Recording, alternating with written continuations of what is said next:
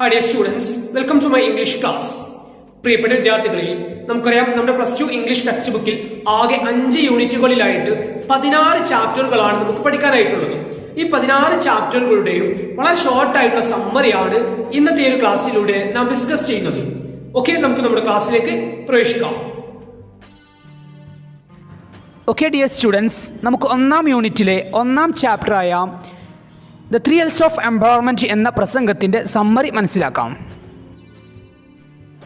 The 3 L's of empowerment, ശാക്തീകരണത്തിൻ്റെ 3 എല്ലുകൾ. It's a speech by Christine Lagarde. ഇത് Christine ലഗാർഡിൻ്റെ പ്രസംഗമാണ്. Christine Lagarde is the first woman to become the head of International Monetary Fund IMF. IMFൻ്റെ തലവനാകുന്ന ആദ്യത്തെ വനിതയാണ് Christine Lagarde. In this speech she speaks on women empowerment. ഈ ഒരു പ്രസംഗത്തിലൂടെ അവർ സംസാരിക്കുന്നത് സ്ത്രീ ശാക്തീകരണത്തെക്കുറിച്ചാണ്. അതായത് the theme of this speech is women empowerment. ഈ ഒരു പ്രസംഗത്തിൻ്റെ ആശയം സ്ത്രീ ശാക്തീകരണമാണ്. Christine Lagarde says women face a lot of challenges in this world. ഈ ഒരു ലോകത്ത് സ്ത്രീകൾ ധാരാളം വെല്ലുവിളികൾ നേരിടുന്നുണ്ട് എന്ന് ക്രിസ്റ്റ്യൻ ലഗാർഡ് പറയുന്നു.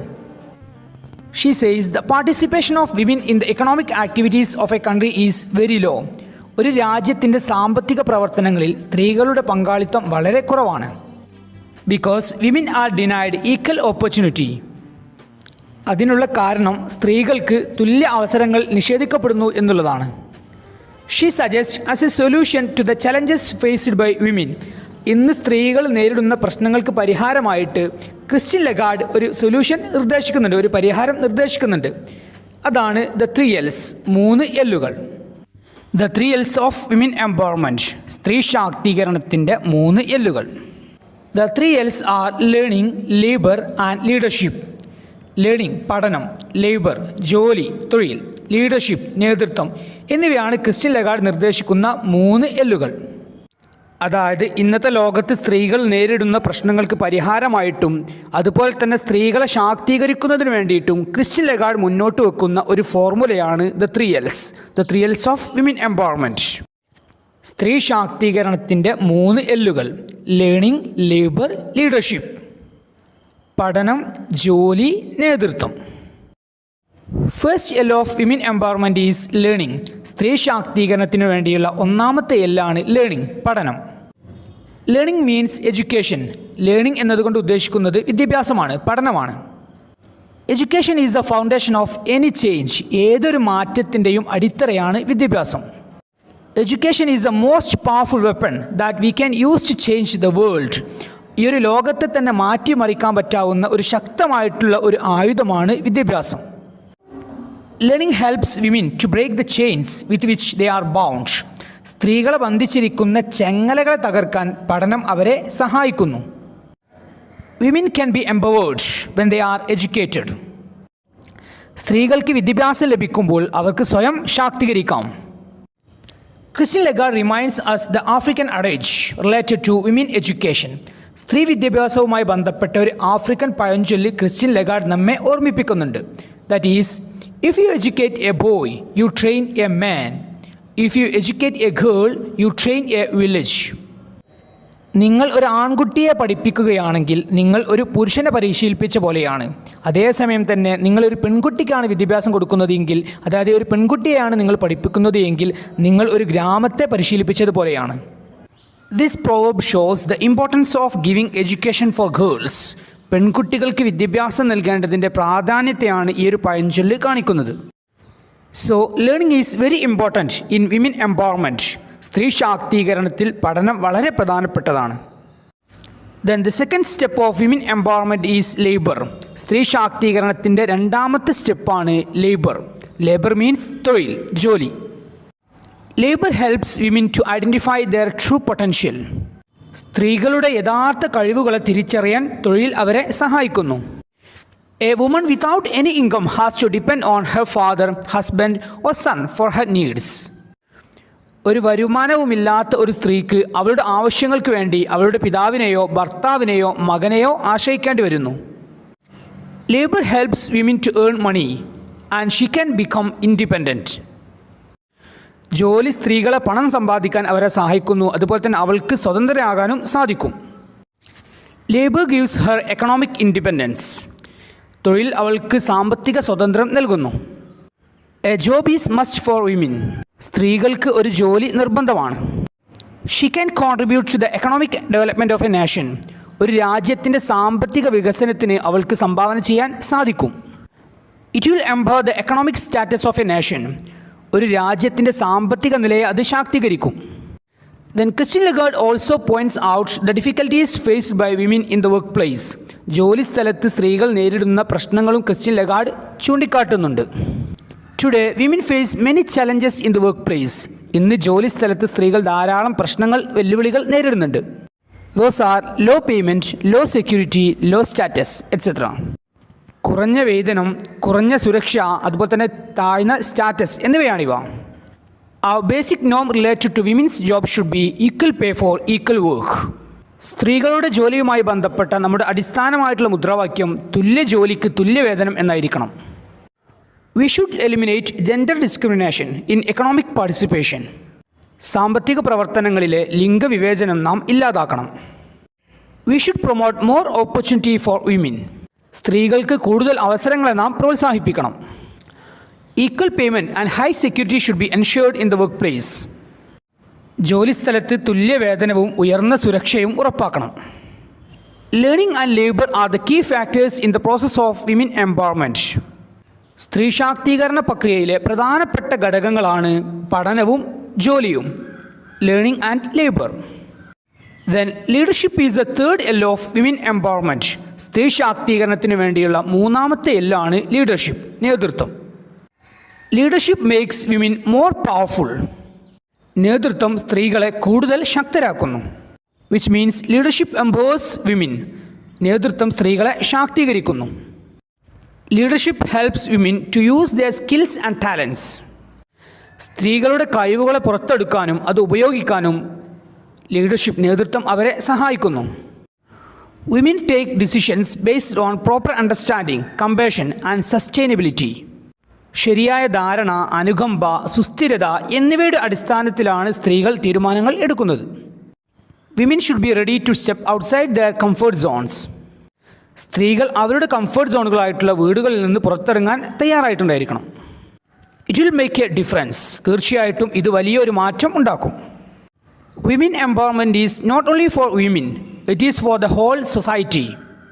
സ്ത്രീ ശാക്തീകരണം ഒരിക്കലും സ്ത്രീകൾക്ക് വേണ്ടി മാത്രമുള്ളതല്ല, സമൂഹത്തിനാകെയുള്ളതാണ് സ്ത്രീ ശാക്തീകരണം. അതായത് സ്ത്രീ ശാക്തീകരണത്തിൻ്റെ ബെനിഫിറ്റ് തീർച്ചയായിട്ടും സമൂഹത്തിനാകെ ലഭിക്കുന്നതാണ്.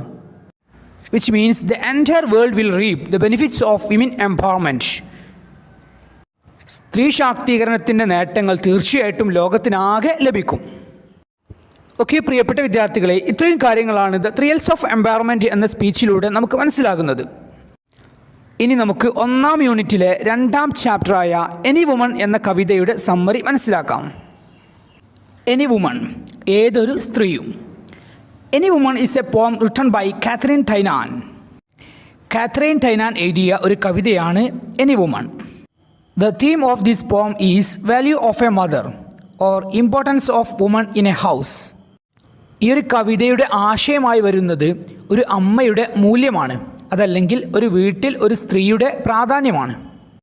The poet says, mother is the pillars of the house, keystone of the arch, fire upon the heart, light of the sun, heat of the earth, light of love, twist that holds together, knot of love, house from floor to roof, wall against all danger, door against wind and snow.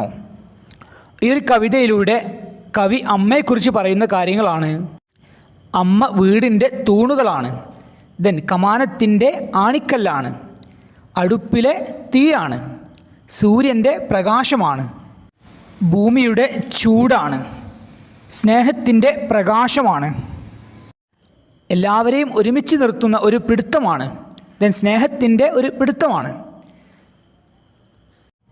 ഒരു വീടിൻ്റെ തറ മുതൽ മേൽക്കൂര വരെയാണ്, എല്ലാ അപകടങ്ങൾക്കും എതിരായി നിൽക്കുന്ന മതിലാണ്, കാറ്റിനും മഞ്ഞിനും എതിരായി നിൽക്കുന്ന വാതിലാണ് തുടങ്ങിയ അനവധി മെറ്റഫറുകളാണ് ഒരു അമ്മയെ വിശദീകരിക്കുന്നതിന് വേണ്ടിയിട്ട്, വർണ്ണിക്കുന്നതിന് വേണ്ടിയിട്ട് കവി ഉപയോഗിച്ചിട്ടുള്ളത്. ഇവയെല്ലാം ഫിഗർ ഓഫ് സ്പീച്ചുകളിൽപ്പെട്ട മെറ്റഫറാണ്. Mother is the important part of a house. ഒരു വീടിൻ്റെ ഏറ്റവും പ്രധാനപ്പെട്ട ഒരു ഭാഗമാണ് അമ്മ. Without mother the family will lose its unity. ഒരു വീട്ടിൽ അമ്മയില്ല എങ്കിൽ ആ ഒരു വീടിൻ്റെ ഐക്യം നഷ്ടപ്പെടും. Without a woman a family doesn't have existence. സ്ത്രീ ഇല്ലാതെ ഒരു കുടുംബത്തിന് നിലനിൽപ്പില്ല. Mother makes the house alive. ഒരു വീടിനെ ജീവസുറ്റതാക്കുന്നത് അമ്മയാണ്. There is no happy family without mother. അമ്മയില്ലാതെ ഒരു സന്തോഷമുള്ള കുടുംബമുണ്ടാകില്ല. She provides pure love for children and make them good children. അവർ കുട്ടികൾക്ക് പരിശുദ്ധമായ സ്നേഹം നൽകുകയും അവരെ നല്ല കുട്ടികളാക്കുകയും ചെയ്യുന്നു. A woman is an allrounder in a family. ഒരു കുടുംബത്തിലെ ഓൾറൗണ്ടറാണ് ഒരു സ്ത്രീ. അതായത് her careful touch reaches everywhere and everything in a house. അവളുടെ ശ്രദ്ധാപൂർവമായ സ്പർശനം എല്ലായിടത്തും ഒരു വീട്ടിലെ എല്ലാത്തിനും എത്തുന്നു. Mother does all the activities in a house. ഒരു വീട്ടിലെ എല്ലാ കാര്യങ്ങളും ചെയ്യുന്നത് അമ്മയാണ്. All aspects of the house are connected with mother. ഒരു വീട്ടിലെ എല്ലാ കാര്യങ്ങളും അമ്മയുമായി ബന്ധപ്പെട്ടിരിക്കുന്നു. She protects her children from all problems. എല്ലാ പ്രശ്നങ്ങളിൽ നിന്നും അവൾ തൻ്റെ മക്കളെ സംരക്ഷിക്കുന്നു. In the last part of the poem the mother prays to the god not to take her till the children grow. ഈ ഒരു കവിതയുടെ അവസാന ഭാഗത്ത് കുട്ടികൾ വളരുന്നതുവരെ എന്നെ നീ മരിപ്പിക്കരുത് എന്ന് അമ്മ ദൈവത്തോട് പ്രാർത്ഥിക്കുന്നു. It shows the utmost love of a mother towards her children. ഇത് കാണിക്കുന്നത് ഒരു അമ്മയുടെ മക്കളോടുള്ള അങ്ങേയറ്റത്തെ സ്നേഹമാണ്. The poem describes the unconditional love of a mother. ഒരു അമ്മയുടെ ഉപാധികളില്ലാത്ത സ്നേഹത്തെയാണ് കവിത വിവരിക്കുന്നത്. ഓക്കെ പ്രിയപ്പെട്ട വിദ്യാർത്ഥികളെ, ഇത്രയും കാര്യങ്ങളാണ് എനി വുമൺ എന്ന കവിതയിലൂടെ നമുക്ക് മനസ്സിലാകുന്നത്. ഇനി നമുക്ക് 1-ാം യൂണിറ്റിലെ 3-ാം ചാപ്റ്ററായ മാച്ച് ബോക്സ് എന്ന കഥയുടെ സമ്മറി മനസ്സിലാക്കാം. മാച്ച് ബോക്സ്, തീപ്പെട്ടി. Match box is a story written by Ashapurna Debi. Ashapurna Debi എഴുതിയിട്ടുള്ള ഒരു കഥയാണ് match box. In the beginning of the story Ashapurna Debi compares women to match boxes. ഈ ഒരു കഥയുടെ തുടക്കത്തിൽ തന്നെ എഴുത്തുകാരി സ്ത്രീകളെ തീപ്പെട്ടികളുമായിട്ട് കമ്പയർ ചെയ്യുകയാണ്, താരതമ്യം ചെയ്യുകയാണ്. Because even though the matchboxes have the power to burn everything, they are not making problems. തീപ്പെട്ടികൾക്ക് എന്തിനേയും കത്തിക്കാനുള്ള കരുത്തുണ്ട് എങ്കിലും അവ സ്വയം പ്രശ്നങ്ങൾ ഉണ്ടാക്കുന്നില്ല. We can see them everywhere in the house, calm and innocent without making any problem. ഒരു പ്രശ്നവുമില്ലാതെ ശാന്തരും വളരെ നിഷ്കളങ്കരുമായിട്ട് തീപ്പെട്ടികളെ നമുക്ക് വീട്ടിൽ എല്ലായിടത്തും കാണാം. The writer says women are like matchboxes. എഴുത്തുകാരി പറയുകയാണ് സ്ത്രീകൾ തീപ്പെട്ടികളെ പോലെയാണ്. To prove her words she tells a story. ഈ ഒരു കാര്യം തെളിയിക്കുന്നതിന് വേണ്ടിയിട്ട് അവർ ഒരു കഥ പറയുകയാണ്. അതായത് സ്ത്രീകൾ തീപ്പെട്ടികളെ പോലെയാണ് എന്ന് തെളിയിക്കുന്നതിന് വേണ്ടിയിട്ട് അശപൂർണ ദേബി ഒരു കഥ പറയുകയാണ്. It's a story of a married couple, Ajit and Nomita. വിവാഹിതരായ ദമ്പതികളായ അജിത്തിൻ്റെയും നോമിതയുടെയും കഥയാണിത്. The story happens at Ajit's house. അജിത്തിൻ്റെ വീട്ടിലാണ് കഥ സംഭവിക്കുന്നത്. Nomita is the central character in the story. ഈ ഒരു കഥയിലെ പ്രധാനപ്പെട്ട കഥാപാത്രമാണ് Nomita. Nomita is a strong minded and straightforward woman. ദൃഢമായ ചിന്താഗതിയും സ്ട്രേറ്റ് ഫോർവേഡായിട്ടുമുള്ള ഒരു സ്ത്രീയാണ് Nomita. She wants her privacy and rights to be respected. അവളുടെ സ്വകാര്യതയും അവകാശങ്ങളും മാനിക്കപ്പെടണമെന്ന് അവൾ ആഗ്രഹിക്കുന്നു. And Nomita is ready to protest against gender discrimination within the 4 walls of her room. ലിംഗവിവേചനത്തിനെതിരെ തൻ്റെ മുറിയുടെ 4 ചുമരുകൾക്കുള്ളിൽ വെച്ചിട്ടെങ്കിലും അതിനെതിരെ പ്രതിഷേധിക്കാൻ നോമിത ശ്രമിക്കുന്നുണ്ട്. Nomita comes from a poor family. ഒരു പാവപ്പെട്ട ഒരു കുടുംബത്തിൽ നിന്നാണ് നോമിത വരുന്നത്. But she gets married into a rich family on the strength of her looks. അവളുടെ ഭംഗിയുടെ കരുത്തിൽ സമ്പന്നമായിട്ടുള്ള ഒരു കുടുംബത്തിലേക്കാണ് നോമിതയെ വിവാഹം കഴിക്കുന്നത്. Which means Nomita is very beautiful. Nomita വളരെ ഭംഗിയുള്ളവളാണ്. Nomita's mother is a poor widow without a son to look after her. നോമിതയുടെ അമ്മ പാവപ്പെട്ട ഒരു വിധവയാണ്, അവളെ നോക്കാൻ ഒരു മകനുമില്ല. She found Ajit a rich man to her daughter. അങ്ങനെ അവളുടെ മകൾക്ക് വേണ്ടി അജിത് എന്ന ഒരു പണക്കാരനെയാണ് നോമിതയുടെ അമ്മ നോമിതയ്ക്ക് വേണ്ടി കണ്ടെത്തുന്നത്. Nomida's mother thinks that Nomida is like a queen in her husband's house. Nomita തൻ്റെ ഭർത്താവിൻ്റെ വീട്ടിൽ ഒരു രാജ്ഞിയെ പോലെയാണ് ജീവിക്കുന്നത് എന്നാണ് നോമിതയുടെ അമ്മ കരുതുന്നത്. She thinks her son in law Ajit is high minded and large hearted man. നോമിതയുടെ അമ്മ വിചാരിക്കുന്നത് അവളുടെ മരുമകനായിട്ടുള്ള അജിത് വളരെ നല്ല മനസ്സിനുടമയും വിശാല മനസ്സിനുടമയാണ് എന്നാണ് നോമിതയുടെ അമ്മ അജിത്തിനെ കുറിച്ച് ചിന്തിക്കുന്നത്. So Nomida's mother frequently writes to Nomida about her troubles and hardships and requesting her for money. മരുമകനായ Ajith വളരെ വിശാല ഹൃദയനാണ് എന്ന് മനസ്സിലാക്കിയത് കൊണ്ട് തന്നെ നോമിതയുടെ അമ്മ പലപ്പോഴും നോമിതയ്ക്ക് അവളുടെ പ്രശ്നങ്ങളും പ്രയാസങ്ങളെയും കുറിച്ച് എഴുതുകയും അവളോട് പണം ആവശ്യപ്പെടുകയും ചെയ്യുന്നുണ്ട്. Nomita doesn't like her mother's constant begging for money. പണത്തിനു വേണ്ടി നോമിതയുടെ അമ്മ നിരന്തരമായിട്ട് കത്തുകൾ എഴുതുന്നത് നോമിതയ്ക്ക് ഇഷ്ടമില്ലായിരുന്നു. She thinks that it is an insult for her. പണം ആവശ്യപ്പെട്ടുകൊണ്ട് അമ്മ നിരന്തരമായിട്ട് കത്തുകൾ എഴുതുന്നത് അവൾക്ക് അപമാനമാണ് എന്നാണ് നോമിത ചിന്തിക്കുന്നത്.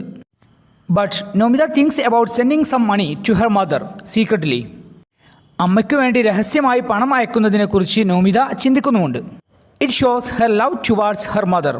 ഇത് കാണിക്കുന്നത് നോമിതയ്ക്ക് നോമിതയുടെ അമ്മയോടുള്ള സ്നേഹത്തെയാണ്. Nomida's husband, Ajit, had a bad habit that of reading Nomida's letters without her permission. നോമിതയുടെ ഭർത്താവായ അജിത്തിന് നോമിതയ്ക്ക് വരുന്ന കത്തുകൾ അവളുടെ സമ്മതമില്ലാതെ തുറന്നു വായിക്കുക എന്ന ഒരു ദുശീലം ഉണ്ടായിരുന്നു. അതായത് whenever there is a letter with Nomida's name on the letter cover, Ajit opens it and reads it before giving to Nomida. And sometimes he doesn't give the letter to her. Letter കവറിൽ നോമിതയുടെ പേരുള്ള ഒരു കത്ത് കാണുമ്പോഴെല്ലാം നോമിതയ്ക്ക് നൽകുന്നതിന് മുമ്പായിട്ട് അജിത് ആ ഒരു കത്ത് എടുക്കുകയും വായിക്കുകയും ചെയ്യുന്നു. പലപ്പോഴും അദ്ദേഹം നോമിതയുടെ കത്തുകൾ അവൾക്ക് കൊടുക്കാറുമില്ല. For this reason Nomita is in anger with Ajit. അജിത്തിൻ്റെ ഈ ഒരു ദുശീലം കാരണം നോമിത അജിത്തുമായിട്ട് ദേഷ്യത്തിലാണ്. Whenever Nomita ask about the ugly habit of Ajit he finds silly reasons.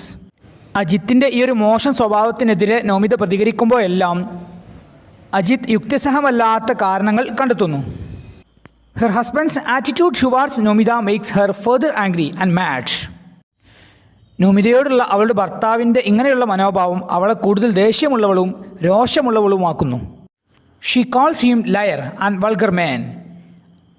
അവൾ അദ്ദേഹത്തെ നുണയൻ അതുപോലെ തന്നെ വൃത്തികെട്ട മനുഷ്യൻ എന്ന് വിളിക്കുന്നു. At one moment, she even tried to show him the potential of woman by tries to burn her sari, threatening to commit suicide. ഒരു നിമിഷം നോമിത സ്ത്രീകളുടെ കഴിവ് അദ്ദേഹത്തിന് കാണിക്കുന്നതിന് വേണ്ടിയിട്ട് ആത്മഹത്യ ചെയ്യുമെന്ന് ഭീഷണിപ്പെടുത്തിക്കൊണ്ട് അവളുടെ സാരി കത്തിക്കാൻ ശ്രമിക്കുകയും ചെയ്യുന്നുണ്ട്. But she leaves her angry and goes back to normal life and pretends to be happy by smiling in front of the members of the family. എന്നാൽ നോമിത അവളുടെ ദേഷ്യത്തെ ഉപേക്ഷിക്കുകയും സാധാരണ ജീവിതത്തിലേക്ക് മടങ്ങുകയും കുടുംബാംഗങ്ങളുടെ മുന്നിൽ പുഞ്ചിരിക്കുകയും സന്തോഷവതിയാണ് എന്ന് നടിക്കുകയും ചെയ്യുന്നുണ്ട്.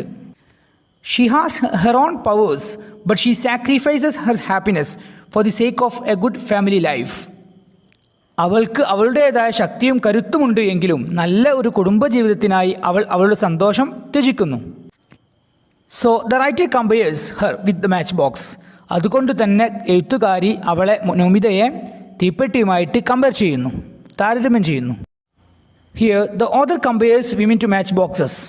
ഈ ഒരു കഥയിൽ എഴുത്തുകാരി സ്ത്രീകളെ തീപ്പെട്ടിയുമായിട്ട് താരതമ്യം ചെയ്യുകയാണ്.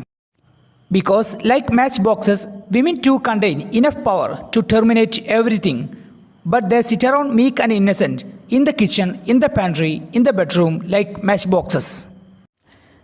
കാരണം തീപ്പെട്ടികളെപ്പോലെ തന്നെ സ്ത്രീകൾക്കും എല്ലാത്തിനെയും അവസാനിപ്പിക്കാനും എല്ലാത്തിനെയും നശിപ്പിക്കാനുമായുള്ള ആവശ്യമായ ശക്തിയും കരുത്തുമുണ്ട്. എന്നാൽ അവർ അടുക്കളയിലും സ്റ്റോർ റൂമിലും കിടപ്പുമുറികളിലും തീപ്പെട്ടികളെപ്പോലെ തന്നെ സൗമ്യരായും നിഷ്കളങ്കരുമായിട്ടും ഇരിക്കുന്നു. ഓക്കെ പ്രിയപ്പെട്ട വിദ്യാർത്ഥികളെ, ഇത്രയും കാര്യങ്ങളാണ് മാച്ച് ബോക്സ് എന്ന കഥയിലൂടെ നമുക്ക് മനസ്സിലാകുന്നത്. ഇനി നമുക്ക് 1ാം യൂണിറ്റിലെ 4ാം ചാപ്റ്ററായ ഹൊറഗല്ലു എന്ന പാഠഭാഗത്തിൻ്റെ സമ്മറി മനസ്സിലാക്കാം. ഹൊറഗല്ലു is N anecdote written by Sudha Murty. Sudha Murty എഴുതിയിട്ടുള്ള ഒരു അനക്ഡോട്ട്, ഒരു സംഭവ കഥയാണ് ഹൊറഗല്ലു. In this story the author remembers her childhood days. ഈ ഒരു കഥയിൽ എഴുത്തുകാരി അവളുടെ കുട്ടിക്കാലത്തെക്കുറിച്ച് ഓർമ്മിക്കുകയാണ്. She remembers about Har village. അവൾ അവളുടെ ഗ്രാമത്തെക്കുറിച്ച് ഓർമ്മിക്കുകയാണ്. There was A large banian tree in the middle of the village. അവളുടെ ഗ്രാമത്തിൻ്റെ ഒത്ത നടുക്കായിട്ട് ഒരു ആൽമരം ഉണ്ടായിരുന്നു. There was A ഹൊറേഗല്ലു under the banian tree. ആ ഒരു ആൽമരത്തിൻ്റെ താഴെയായിട്ട് ഒരു ഹൊറേഗല്ലു ഉണ്ടായിരുന്നു. Horegallu is a stone bench. Horegallu എന്നത് ഒരു കല്ല് കൊണ്ടുണ്ടാക്കിയ ഒരു ബെഞ്ചാണ്. Anyone could sit there and rest a while. ആർക്കും അവിടെ ഇരിക്കുകയും വിശ്രമിക്കുകയും ചെയ്യാം. Horegallu hold special memories for the author. Horegallu എഴുത്തുകാരിക്ക് പ്രത്യേക ഓർമ്മകൾ നൽകുന്നുണ്ട്. It was about her grandfather. He was a retired school master. ആ ഒരു ഓർമ്മകൾ അവളുടെ മുത്തച്ഛനെ കുറിച്ചായിരുന്നു. അദ്ദേഹം ഒരു റിട്ടയർഡ് ആയിട്ടുള്ള ഒരു സ്കൂൾ ടീച്ചറായിരുന്നു. Her grandfather use to sit there and talk to the people there. അവളുടെ മുത്തച്ഛൻ അവിടെ ഇരിക്കാറുണ്ടായിരുന്നു, അതുപോലെ തന്നെ അവിടെയുള്ള ആളുകളുമായിട്ട് സംസാരിക്കാറുമുണ്ടായിരുന്നു. Most of the people were farmers. അവിടെ സമയം ചെലവഴിക്കുന്ന അധികം ആളുകളും കർഷകരായിരിക്കും. And the may be carrying heavy loads on their head. അവർ അവരുടെ തലയിൽ വലിയ ഭാരങ്ങൾ ചുമക്കുന്നുണ്ടായിരിക്കും.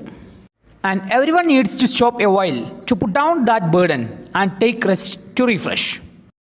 അങ്ങനെ ആ ഒരു ഭാരം ചുമന്നു വരുന്ന ആളുകളെ സംബന്ധിച്ചിടത്തോളം, ആ ഒരു കർഷകരെ സംബന്ധിച്ചിടത്തോളം കുറച്ച് സമയം വിശ്രമിക്കാനും ആ ഒരു ഭാരം ഇറക്കി വെക്കാനും അവർക്ക് ആവശ്യമുണ്ട്.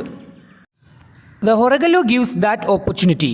അതിനുള്ള അവസരമാണ് ഹൊറേഗല്ലു അവർക്ക് നൽകുന്നത്. അതായത് അവർക്ക് അവിടെ ഇരിക്കാനും അവരുടെ ഭാരം അവിടെ ഇറക്കി വെക്കാനും വിശ്രമിക്കാനുമുള്ള അവസരമാണ് ഹൊറേഗല്ലു അവർക്ക് നൽകുന്നത്. So the Horegallu was important in their life. അവരുടെ ജീവിതത്തിൽ ഹൊറേഗല്ലു വളരെ പ്രധാനപ്പെട്ടതായിരുന്നു. The took rest on their long journey. അവരുടെ ദീർഘയാത്രയിൽ അവർ അവിടെ വിശ്രമിക്കുന്നു. The farmers put down their burdens, sit on the Horegallu and chat with the grandfather. അങ്ങനെ അതിലൂടെ വലിയ ചുമടുമായിട്ട് സഞ്ചരിക്കുന്ന കർഷകർ അവരുടെ ചുമടുകൾ അവിടെ ഇറക്കി വെക്കുകയും ഹൊറേഗല്ലുവിന് സമീപത്ത് ഇരിക്കുകയും അവിടെയുള്ള ഗ്രാൻഡ് ഫാദറുമായിട്ട് അവർ സംസാരിക്കുകയും ചെയ്യുന്നു. They share their worries to the grandfather. അങ്ങനെ അവിടെ ഇരിക്കുന്ന ഗ്രാൻഡ് ഫാദറുമായിട്ട് അവർ അവരുടെ ആശങ്കകളും അവരുടെ പ്രശ്നങ്ങളും സംസാരിക്കുകയും ചെയ്യുന്നു. Her grandfather listen to them to refresh them for their journey. അങ്ങനെ എഴുത്തുകാരിയുടെ ഗ്രാൻഡ് ഫാദർ മുത്തച്ഛൻ അവർ സംസാരിക്കുന്ന, അതായത് കർഷകർ സംസാരിക്കുന്ന അവരുടെ പ്രശ്നങ്ങളെല്ലാം കേൾക്കുകയും അങ്ങനെ അവരുടെ യാത്രയ്ക്ക് വേണ്ടി അവരെ റീഫ്രഷ് ആക്കുകയും ചെയ്യുന്നു. അതായത് മുത്തച്ഛനുമായി സംസാരിച്ചതിന് ശേഷം കർഷകർക്ക് ഉന്മേഷം തോന്നുന്നു, ഒരു റീഫ്രഷ്മെൻറ്റ് തോന്നുന്നു. The Horegallu was important in their life. അവരുടെ ജീവിതത്തിൽ, ആ ഒരു കർഷകരുടെ ജീവിതത്തിൽ ഹൊറേഗല്ലു വളരെ പ്രധാനപ്പെട്ടതായിരുന്നു. Then later the author was working in Bombay. അങ്ങനെ കാലങ്ങൾക്ക് ശേഷം ഓതർ, അതായത് സുധാമൂർത്തി ബോംബെയിൽ ജോലി ചെയ്യുകയായിരുന്നു, വർക്ക് ചെയ്യുകയായിരുന്നു.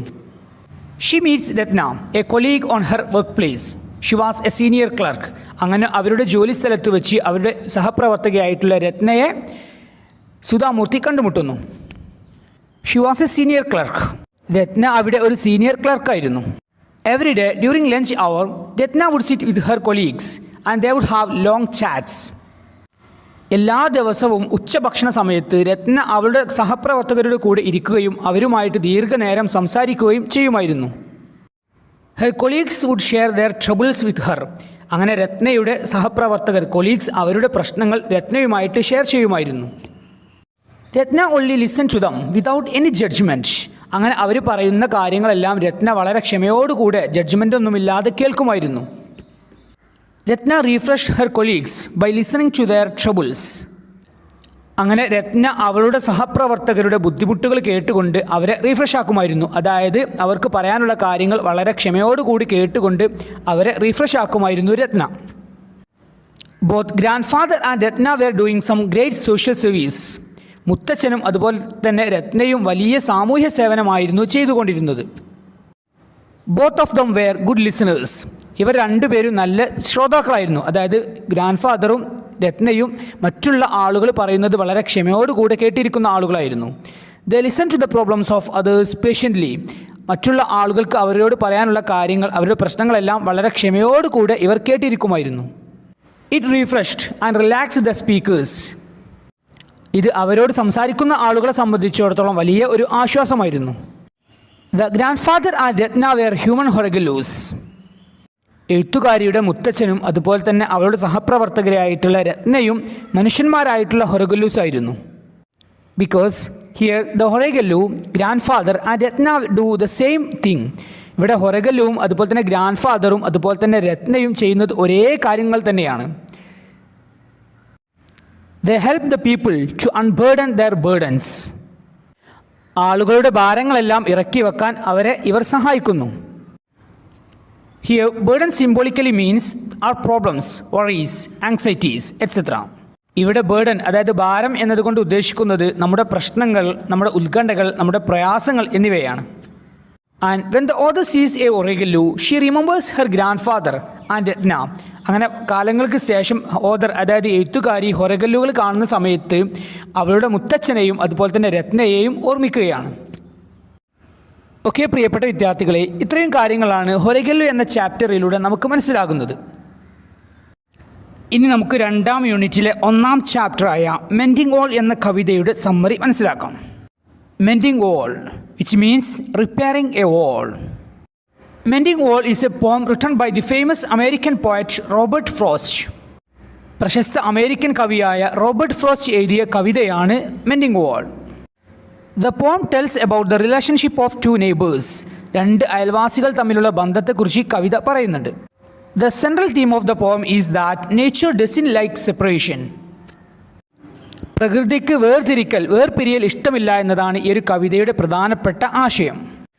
But for A healthy relationship between 2 neighbors, walls are necessary between 2 neighbors. എന്നാൽ 2 അയൽവാസികൾക്കിടയിൽ നല്ല ഒരു ബന്ധത്തിന് വേണ്ടി, ആരോഗ്യപരമായിട്ടുള്ള ഒരു ബന്ധത്തിന് അവർക്കിടയിൽ ഒരു മതിൽ അത്യാവശ്യമാണ് എന്നും കവിത പറയുന്നുണ്ട്. Good fences make good neighbours. നല്ല മതിലുകൾ അതല്ലെങ്കിൽ നല്ല വേലികൾ നല്ല അയൽവാസികളെ ഉണ്ടാക്കുന്നു. There are 2 characters in this poem. ഈ ഒരു കവിതയിൽ 2 കഥാപാത്രങ്ങളാണ് ഉള്ളത്. The poet and his neighbor. കവിയും അദ്ദേഹത്തിൻ്റെ അയൽവാസിയും. ഇവർ 2 പേരുമാണ് ഈ ഒരു കവിതയിലെ 2 കഥാപാത്രങ്ങൾ. And there is a stone wall between their property. ഈ 2 അയൽവാസികളുടെയും സ്ഥലത്തിനിടയിൽ കല്ലുകൾ കൊണ്ടുണ്ടാക്കിയ ഒരു മതിലുണ്ട്. And the wall is broken without any reason.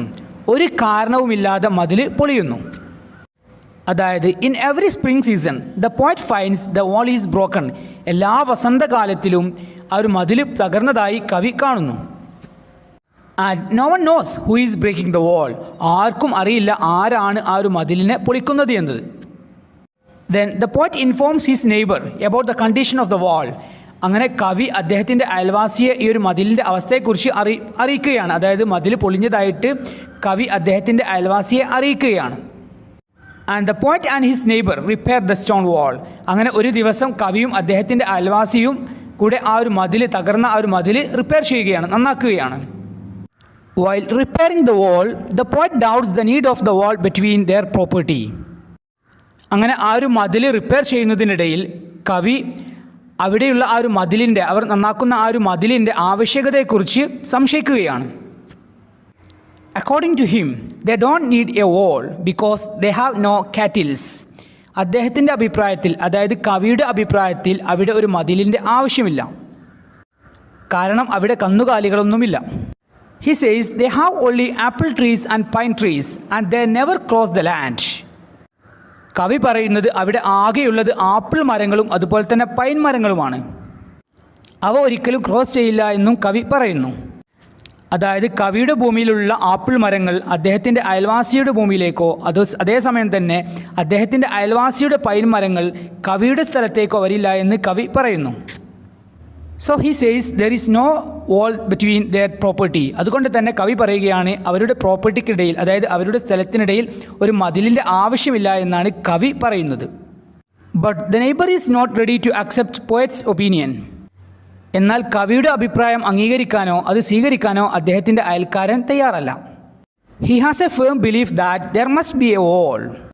അവിടെ ഒരു മതിൽ ഉണ്ടായിരിക്കണമെന്നാണ് അദ്ദേഹത്തിൻ്റെ ഉറച്ച വിശ്വാസം. അതായത് കവിയുടെ അയൽവാസിയുടെ അഭിപ്രായത്തിൽ അവിടെ ഒരു മതിൽ നിർബന്ധമാണ്. Because it is crucial to maintain their relationship. അദ്ദേഹത്തിൻ്റെ അഭിപ്രായത്തിൽ ആ അയൽവാസികൾ തമ്മിലുള്ള നല്ല ബന്ധത്തെ നിലനിർത്താൻ ആ ഒരു മതിൽ അവിടെ അത്യാവശ്യമാണ്. He always says good fences make good neighbours. അദ്ദേഹം എപ്പോഴും പറയുന്നത് good fences make good neighbours, നല്ല മതിലുകൾ നല്ല അയൽവാസികളെ ഉണ്ടാക്കുന്നു എന്നുള്ളതാണ്. അതായത് കവിയുടെ അയൽവാസി പറയുന്നത് good fences make good neighbours, നല്ല മതിലുകൾ നല്ല അയൽവാസികളെ സൃഷ്ടിക്കുന്നു എന്നുള്ളതാണ്. Which means in his opinion there should be a wall, അതായത് കവിയുടെ അയൽവാസിയുടെ അഭിപ്രായത്തിൽ അവിടെ ഒരു മതിൽ നിർബന്ധമാണ്. Actually the ideas of the poet and his neighbour are different. യഥാർത്ഥത്തിൽ കവിയുടെയും അദ്ദേഹത്തിൻ്റെ അയൽവാസിയുടെയും കാഴ്ചപ്പാടുകൾ വ്യത്യസ്തമാണ്. The poet argues that there is no need of a wall there, അവിടെ ഒരു മതിലിൻ്റെ ആവശ്യമില്ല എന്നാണ് കവി വാദിക്കുന്നത്. At the same time the neighbour argues there should be a വാൾ, അയൽവാസി വാദിക്കുന്നത് അവിടെ ഒരു മതിൽ വേണം എന്നുള്ളതാണ്. He says good fences make good neighbours, അയൽവാസി പറയുന്നത് നല്ല മതിലുകൾ നല്ല അയൽവാസികളെ സൃഷ്ടിക്കുന്നു എന്നുള്ളതാണ്. ഓക്കെ പ്രിയപ്പെട്ട വിദ്യാർത്ഥികളെ, ഇത്രയും കാര്യങ്ങളാണ് മെൻറ്റിംഗ് വാൾ എന്ന കവിതയിലൂടെ നമുക്ക് മനസ്സിലാകുന്നത്.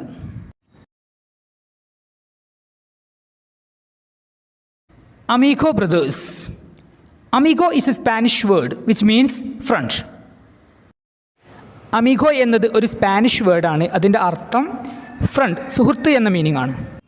Amigo Brothers is a short story written by Piri Thomas. പിരി തോമസ് എഴുതിയ ഒരു ചെറു കഥയാണ് Amigo Brothers. The theme of the story is true friendship. യഥാർത്ഥ സൗഹൃദമാണ് ഈ ഒരു കഥയുടെ ആശയം. Amigo Brothers is a story of two young friends. രണ്ട് യുവ സുഹൃത്തുക്കളുടെ കഥയാണ് അമീഗോ ബ്രദേഴ്സ്. ആ രണ്ട് സുഹൃത്തുക്കൾ ആരൊക്കെയാണ് എന്നുള്ളത് നോക്കാം. Antonio Cruz and Felix Vegas. Antonio ക്രൂസും ഫെലിക്സ് വെഗാസുമാണ് ആ രണ്ട് സുഹൃത്തുക്കൾ. They were very close friends. അവർ രണ്ടുപേരും വളരെ അടുത്ത സുഹൃത്തുക്കളായിരുന്നു. And they were like brothers. അവർ രണ്ടുപേരും സഹോദരങ്ങളെപ്പോലെയായിരുന്നു. Actually they were not brothers but they were like brothers. യഥാർത്ഥത്തിൽ അവർ സഹോദരങ്ങളല്ല എങ്കിലും അവർ സഹോദരങ്ങളെപ്പോലെയായിരുന്നു.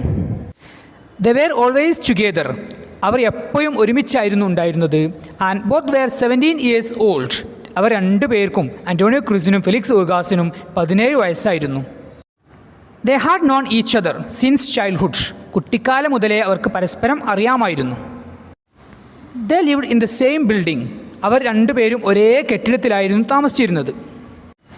Both Antonio Cruz and Felix Vegas had the same dream. ഇവർ രണ്ടുപേർക്കും, അതായത് അന്റോണിയോ ക്രൂസിനും ഫെലിക്സ് വെഗാസിനും ഒരേ സ്വപ്നമായിരുന്നു, ഒരേ ആഗ്രഹമായിരുന്നു ഉണ്ടായിരുന്നത്. Their dream was to become the lightweight champion of the world. ലോക ലൈറ്റ് വെയ്റ്റ് ചാമ്പ്യൻ ആകുക, അതായത് ലോകത്തിലെ ബോക്സിംഗ് ചാമ്പ്യൻ ആകുക എന്നുള്ളതായിരുന്നു അവർ രണ്ടുപേരുടെയും സ്വപ്നം. To achieve the dream the practised well. അവരുടെ സ്വപ്നം സാക്ഷാത്കരിക്കുന്നതിന് വേണ്ടി അവർ രണ്ടുപേരും നന്നായിട്ട് പരിശീലിച്ചിരുന്നു. They woke up early in the morning and practiced together, sometimes at the boys' club and sometimes at the gym. അവർ അതിരാവിലെ തന്നെ ഉണരുകയും ഒരുമിച്ച് പരിശീലിക്കുകയും ചെയ്തിരുന്നു. ചില സമയങ്ങളിൽ ബോയ്സ് ക്ലബ്ബിൽ വെച്ചും അതുപോലെ തന്നെ ചില സമയങ്ങളിൽ ജിമ്മിലുമായിരുന്നു അവർ പ്രാക്ടീസ് ചെയ്തിരുന്നത്. They had a collection of fight magazines. Fight മാസികകളുടെ ഒരു ശേഖരം തന്നെ അവർക്കുണ്ടായിരുന്നു. ഓക്കെ, ഇത്രയും വിശദീകരിച്ചിട്ടുള്ളത് അന്റോണിയോ ക്രൂസും ഫെലിക്സ് വെഗാസും തമ്മിലുള്ള സാമ്യങ്ങളാണ്. ഇനി നമുക്ക് അവർ തമ്മിലുള്ള, അതായത് അന്റോണിയോ ക്രൂസും ഫെലിക്സ് വെഗാസും തമ്മിലുള്ള വ്യത്യാസങ്ങൾ പരിചയപ്പെടാം. Physically they were different. ശാരീരികമായിട്ട് അവർ വളരെ വ്യത്യസ്തരായിരുന്നു. അതായത് അന്റോണിയോ ക്രൂസും ഫെലിക്സ് വെഗാസും ശാരീരികമായിട്ട് വളരെ വ്യത്യസ്തരായിരുന്നു. അവർ തമ്മിലുള്ള ശാരീരികമായിട്ടുള്ള വ്യത്യാസങ്ങൾ നോക്കാം. Antonio Cruz, he was fair, lean and lanky. Antonio സുന്ദരനും, അതായത് വെളുത്തവനും മെലിഞ്ഞവനും അതേസമയം തന്നെ ഉയരമുള്ളവനുമായിരുന്നു. His hair was always falling over his eyes. അവൻ്റെ തലമുടി കണ്ണിന് മുകളിലൂടെ തൂങ്ങി നിൽക്കുന്ന രൂപത്തിലായിരുന്നു. അതായത് അന്റോണിയോ ക്രൂസ് വെളുത്തവനും സുന്ദരനും മെലിഞ്ഞവനും അതേസമയം തന്നെ നീളമുള്ളവനുമായിരുന്നു. അവൻ്റെ തലമുടി കണ്ണിന് മുകളിലൂടെ തൂങ്ങി നിൽക്കുന്ന രൂപത്തിലായിരുന്നു. Then Felix Vegas, he was dark, short and husky. Felix Vegas ഇരുണ്ട നിറമുള്ളവനും ഉയരം കുറഞ്ഞവനും അതേസമയം തന്നെ തടിയുള്ളവനുമായിരുന്നു. His hair was in a natural afro style. അവൻ്റെ തലമുടി ഒരു ആഫ്രിക്കൻ ശൈലിയിലായിരുന്നു. അതായത് ഫെലിക്സ് വെഗാസ് ഇരുണ്ട നിറമുള്ളവനും ഉയരം കുറഞ്ഞവനും അതേസമയം തന്നെ തടിച്ചവനുമായിരുന്നു. ദെൻ അവൻ്റെ തലമുടി ഒരു ആഫ്രിക്കൻ ശൈലിയിലായിരുന്നു, അതായത് ഒരു ആഫ്രിക്കൻ സ്റ്റൈലിലായിരുന്നു ഫെലിക്സ് വെഗാസിൻ്റെ തലമുടി. ഓക്കെ, ഇത്രയും ഡിഫറൻസുകളാണ്, ഇത്രയും വ്യത്യാസങ്ങളാണ് അന്റോണിയോ ക്രൂസും ഫെലിക്സ് വെഗാസും തമ്മിലുണ്ടായിരുന്നത്. ഓക്കെ പ്രിയപ്പെട്ട വിദ്യാർത്ഥികളെ, ഇതുവരെ നാം ഡിസ്കസ് ചെയ്തിട്ടുള്ളത് അന്റോണിയോ ക്രൂസും ഫെലിക്സ് വുഗാസും തമ്മിലുള്ള സിമിലാരിറ്റീസ്, ചില സാമ്യങ്ങളും ദെൻ ഡിഫറൻസസ്, ചില വ്യത്യാസങ്ങളുമാണ് ഇതുവരെ നാം ഡിസ്കസ് ചെയ്തിട്ടുള്ളത്. ഇനി നമുക്ക് ഈ ഒരു കഥയുടെ സമ്മറി മനസ്സിലാക്കാം. Both Antonio Cruz and Felix Vegas reached in the final match of a boxing contest. ഇവർ രണ്ടുപേരും, അന്റോണിയോ ക്രൂസും ഫെലിക്സ് വുഗാസും, ഒരു ബോക്സിംഗ് മത്സരത്തിലെ ഫൈനലിൽ എത്തുകയാണ്. The winner of this boxing contest would get a chance to represent in the Golden Gloves Championship tournament. ഈ ഒരു boxing മത്സരത്തിലെ ഫൈനലിലെ വിജയിക്ക് മറ്റൊരു ബോക്സിംഗ് ടൂർണമെൻ്റ് ആയിട്ടുള്ള ഗോൾഡൻ ഗ്ലൗ ചാമ്പ്യൻഷിപ്പിൽ പങ്കെടുക്കാനുള്ള അവസരം ലഭിക്കുമായിരുന്നു. But they have to fight each other in the final match to win in the competition. എന്നാൽ ഈ ഒരു ബോക്സിംഗ് മത്സരത്തിലെ ഫൈനലിൽ വിജയിക്കാൻ ഇവർ രണ്ടുപേർക്കും, അതായത് അന്റോണിയോ ക്രൂസിനും ഫെലിക്സ് വുഗാസിനും പരസ്പരം പോരാടേണ്ടതുണ്ട്. അതായത് ഒരു ബോക്സിംഗ് മത്സരത്തിൽ സുഹൃത്തുക്കളായിട്ടുള്ള അന്റോണിയോ ക്രൂസും ഫെലിക്സ് വുഗാസും ആ ഒരു മത്സരത്തിലെ ഫൈനലിൽ എത്തുകയാണ്. ഈ ഒരു മത്സരത്തിൽ വിജയിച്ചു കഴിഞ്ഞാൽ അടുത്ത ഒരു ടൂർണമെൻ്റ് ആയിട്ടുള്ള ഗോൾഡൻ ഗ്ലൗ ചാമ്പ്യൻഷിപ്പിൽ പങ്കെടുക്കാനുള്ള അവസരവും ലഭിക്കുമായിരുന്നു. എന്നാൽ ഈ ഒരു ബോക്സിംഗ് മത്സരത്തിൽ വിജയിക്കാനും അതുപോലെ തന്നെ മറ്റൊരു ടൂർണമെൻറ്റിൽ പങ്കെടുക്കുന്നതിനു വേണ്ടിയിട്ടും ഇവർ പരസ്പരം പോരടിക്കേണ്ടതായിട്ടുണ്ടായിരുന്നു. So they couldn't sleep at night because of the thoughts about the final contest. നമുക്കറിയാം, അന്റോണിയോ ക്രൂസും ഫെലിക്സ് വുഗാസും വളരെ അടുത്ത സുഹൃത്തുക്കളായിരുന്നു. അതുകൊണ്ട് തന്നെ ആ ഒരു ഫൈനൽ മത്സരത്തെക്കുറിച്ചുള്ള ചിന്തകളാൽ അവർക്ക് രണ്ടുപേർക്കും രാത്രി ഉറങ്ങാൻ സാധിച്ചിരുന്നില്ല. So they decided not to meet till the day of their competition. അങ്ങനെ അവർ തങ്ങളുടെ ആ ഒരു ഫൈനൽ മത്സരം ദിവസം വരെ പരസ്പരം കാണേണ്ടതില്ല എന്ന് അവർ തീരുമാനിച്ചു. Felix went to his aunt Lucy's house in order to avoid thoughts about his friend Antonio. അങ്ങനെ തൻ്റെ സുഹൃത്തായിട്ടുള്ള അന്റോണിയെ കാണാതിരിക്കുന്നതിന് വേണ്ടിയിട്ടും, അതായത് ആ ഒരു ഫൈനൽ മത്സരം വരെ കാണാതിരിക്കുന്നതിന് വേണ്ടിയിട്ടും അവനെക്കുറിച്ചുള്ള ചിന്തകൾ ഒഴിവാക്കുന്നതിന് വേണ്ടിയിട്ടും ഫെലിക്സ് തൻ്റെ ആൻറ്റി ലൂസിയുടെ വീട്ടിൽ പോവുകയാണ്. While Antonio lived in the same building. അതേസമയം തന്നെ അന്റോണിയോ അവർ സാധാരണ താമസിക്കാറുള്ള ആ ഒരു കെട്ടിടത്തിൽ താമസിക്കുകയും ചെയ്തു. Then the day before the final match the two friends tried not to remember the others face from their minds. അങ്ങനെ ആ ഒരു മത്സരത്തിൻ്റെ തലേ ദിവസം ഇവർ രണ്ടുപേരും, അന്റോണിയോ ക്രൂസും ഫെലിക്സ് വുഗാസും, തങ്ങളുടെ മനസ്സിൽ നിന്ന് മറ്റൊരാളുടെ മുഖം, അതായത് അന്റോണിയോ ക്രൂസ് ഫെലിക്സ് വുഗാസിനെയും ഫെലിക്സ് വുഗാസ് അന്റോണിയോ ക്രൂസിനെയും ഓർമ്മിക്കാതിരിക്കാൻ ശ്രമിച്ചു. Then they thought about the punches not to hurt other one. മറ്റുള്ളവനെ വേദനിപ്പിക്കാതെയുള്ള ഇടികളെക്കുറിച്ചായിരുന്നു അവരുടെ ചിന്തകൾ. And both Antonio Cruz and Felix Vugas prayed for victory early and quickly without hurting another one. മറ്റവനെ വേദനിപ്പിക്കാതെയുള്ള നേരത്തെയും പെട്ടെന്നുമുള്ള ഒരു വിജയത്തിനായിട്ട് ഇവർ രണ്ടുപേരും, Antonio ക്രൂസും ഫെലിക്സ് വുഗാസും, പ്രാർത്ഥിക്കുകയും ചെയ്തു. Then on the day of their contest both reached on the boxing ring and began to fight. അങ്ങനെ അവരുടെ മത്സരത്തിൻ്റെ ആ ഒരു ദിവസം ഇവർ രണ്ടുപേരും, അന്റോണിയോ ക്രൂസും ഫെലിക്സ് വുഗാസും, ബോക്സിംഗ് റിങ്ങിൽ എത്തുകയും പോരാടാൻ തുടങ്ങുകയും ചെയ്തു. Each was trying to win quickly. ഇവർ രണ്ടുപേരും, അന്റോണിയോ ക്രൂസും ഫെലിക്സ് വുഗാസും, പെട്ടെന്നുള്ള വിജയത്തിന് വേണ്ടിയിട്ട് ശ്രമിക്കുകയായിരുന്നു. And at the time of their fight both the friends fought very strongly and no one could win in the first 2 rounds. അങ്ങനെ അവരുടെ മത്സര സമയത്ത് ഇവർ രണ്ടു സുഹൃത്തുക്കളും, അന്റോണിയോ ക്രൂസും ഫെലിക്സ് വുഗാസും, വളരെ ശക്തമായിട്ട് തന്നെ പോരാടുകയാണ്. ആദ്യ 2 റൗണ്ടുകളിലും ആർക്കും വിജയിക്കാൻ സാധിച്ചില്ല. And there were 3 rounds in the match. ആ ഒരു മത്സരത്തിൽ ആകെ 3 റൗണ്ടുകളായിരുന്നു ഉണ്ടായിരുന്നത്. In the first 2 rounds Felix began the attack. മത്സരത്തിലെ ആദ്യ 2 റൗണ്ടുകളിലും ഫെലിക്സ് ആയിരുന്നു അവരുടെ ആക്രമണം തുടങ്ങിയത്. In the last round, Antonio started the attack. എന്നാൽ മത്സരത്തിൻ്റെ അവസാന റൗണ്ടിൽ അന്റോണിയോ ആയിരുന്നു അവൻ്റെ ആക്രമണം തുടങ്ങിയത്. അതായത് ഈ ഒരു 3 റൗണ്ടുകളിൽ ആദ്യ 2 റൗണ്ടിൽ ഫെലിക്സ് ആയിരുന്നു മത്സരം തുടങ്ങിയത്. അതേസമയം തന്നെ 3-ാം റൗണ്ടിൽ മത്സരം തുടങ്ങിയത് അന്റോണിയോയുമായിരുന്നു. It was the toughest fight in the 3 rounds. 3 റൗണ്ടുകളിലും, മത്സരത്തിൻ്റെ 3 റൗണ്ടുകളിലും ഏറ്റവും ശക്തമായിട്ടുള്ള, ഏറ്റവും കടുപ്പമേറിയ പോരാട്ടമായിരുന്നു. The audience was frightened because of the power of their punches and fight. അവരുടെ പോരാട്ടത്തിൻ്റെയും അവരുടെ പഞ്ചുകളുടെയും ശക്തി കാരണം ആ ഒരു മത്സരം കാണാൻ വന്നിരുന്ന ഓഡിയൻസ് എല്ലാവരും ഭയപ്പെട്ടിരുന്നു. But after the final round, before announcing the winner, both of them have left the ring. എന്നാൽ അതായത് അവരുടെ ബോക്സിംഗ് മത്സരം വളരെ കടുപ്പമേറിയതായിരുന്നു എങ്കിലും മൂന്നാം റൗണ്ടിന് ശേഷം അതായത് ഫൈനൽ റൗണ്ടിന് ശേഷം വിജയിയെ പ്രഖ്യാപിക്കുന്നതിന് മുമ്പേ ഇവർ രണ്ടുപേരും അന്റോണിയോ ക്രൂസും ഫെലിക്സ് വുഗാസും ഇവർ രണ്ടുപേരും ആ ഒരു ബോക്സിംഗ് റിംഗ് വിട്ടു പോയിരുന്നു. അതായത് when the announcer was ready to announce the winner, he found he was alone on the ring. The fighters have already left the ring together. അതായത് മത്സരശേഷം വിജയിയെ പ്രഖ്യാപിക്കുന്നതിന് വേണ്ടിയിട്ട് അനൗൺസർ റിങ്ങിൽ തയ്യാറായ സമയത്ത് അദ്ദേഹം ആ ഒരു റിങ്ങിൽ തനിച്ചായിരുന്നു. അതായത് ഇവർ രണ്ടുപേരും അന്റോണിയോ ക്രൂസും ഫെലിക്സ് വുഗാസും ആ ഒരു പോരാളികൾ ഇതിനകം തന്നെ ആ ഒരു റിങ് വിട്ടുപോയിരുന്നു. It shows both of them give more importance to their friendship. ഇത് കാണിക്കുന്നത് അവർ രണ്ടുപേരും കൂടുതൽ പ്രാധാന്യം കൊടുക്കുന്നത് അന്റോണിയോ ക്രൂസും ഫെലിക്സ് വുഗാസും കൂടുതൽ പ്രാധാന്യം നൽകുന്നത് അവരുടെ സൗഹൃദത്തിനാണ് എന്നതാണ്. അതായത് they don't want to beat another one. പരസ്പരം തോൽപ്പിക്കാൻ അവർ ആഗ്രഹിച്ചിരുന്നില്ല. They give more importance to their friendship than any victory. ഏതൊരു വിജയത്തെക്കാൾ അവർ കൂടുതൽ പ്രാധാന്യം നൽകുന്നത് അവരുടെ സൗഹൃദത്തിനായിരുന്നു.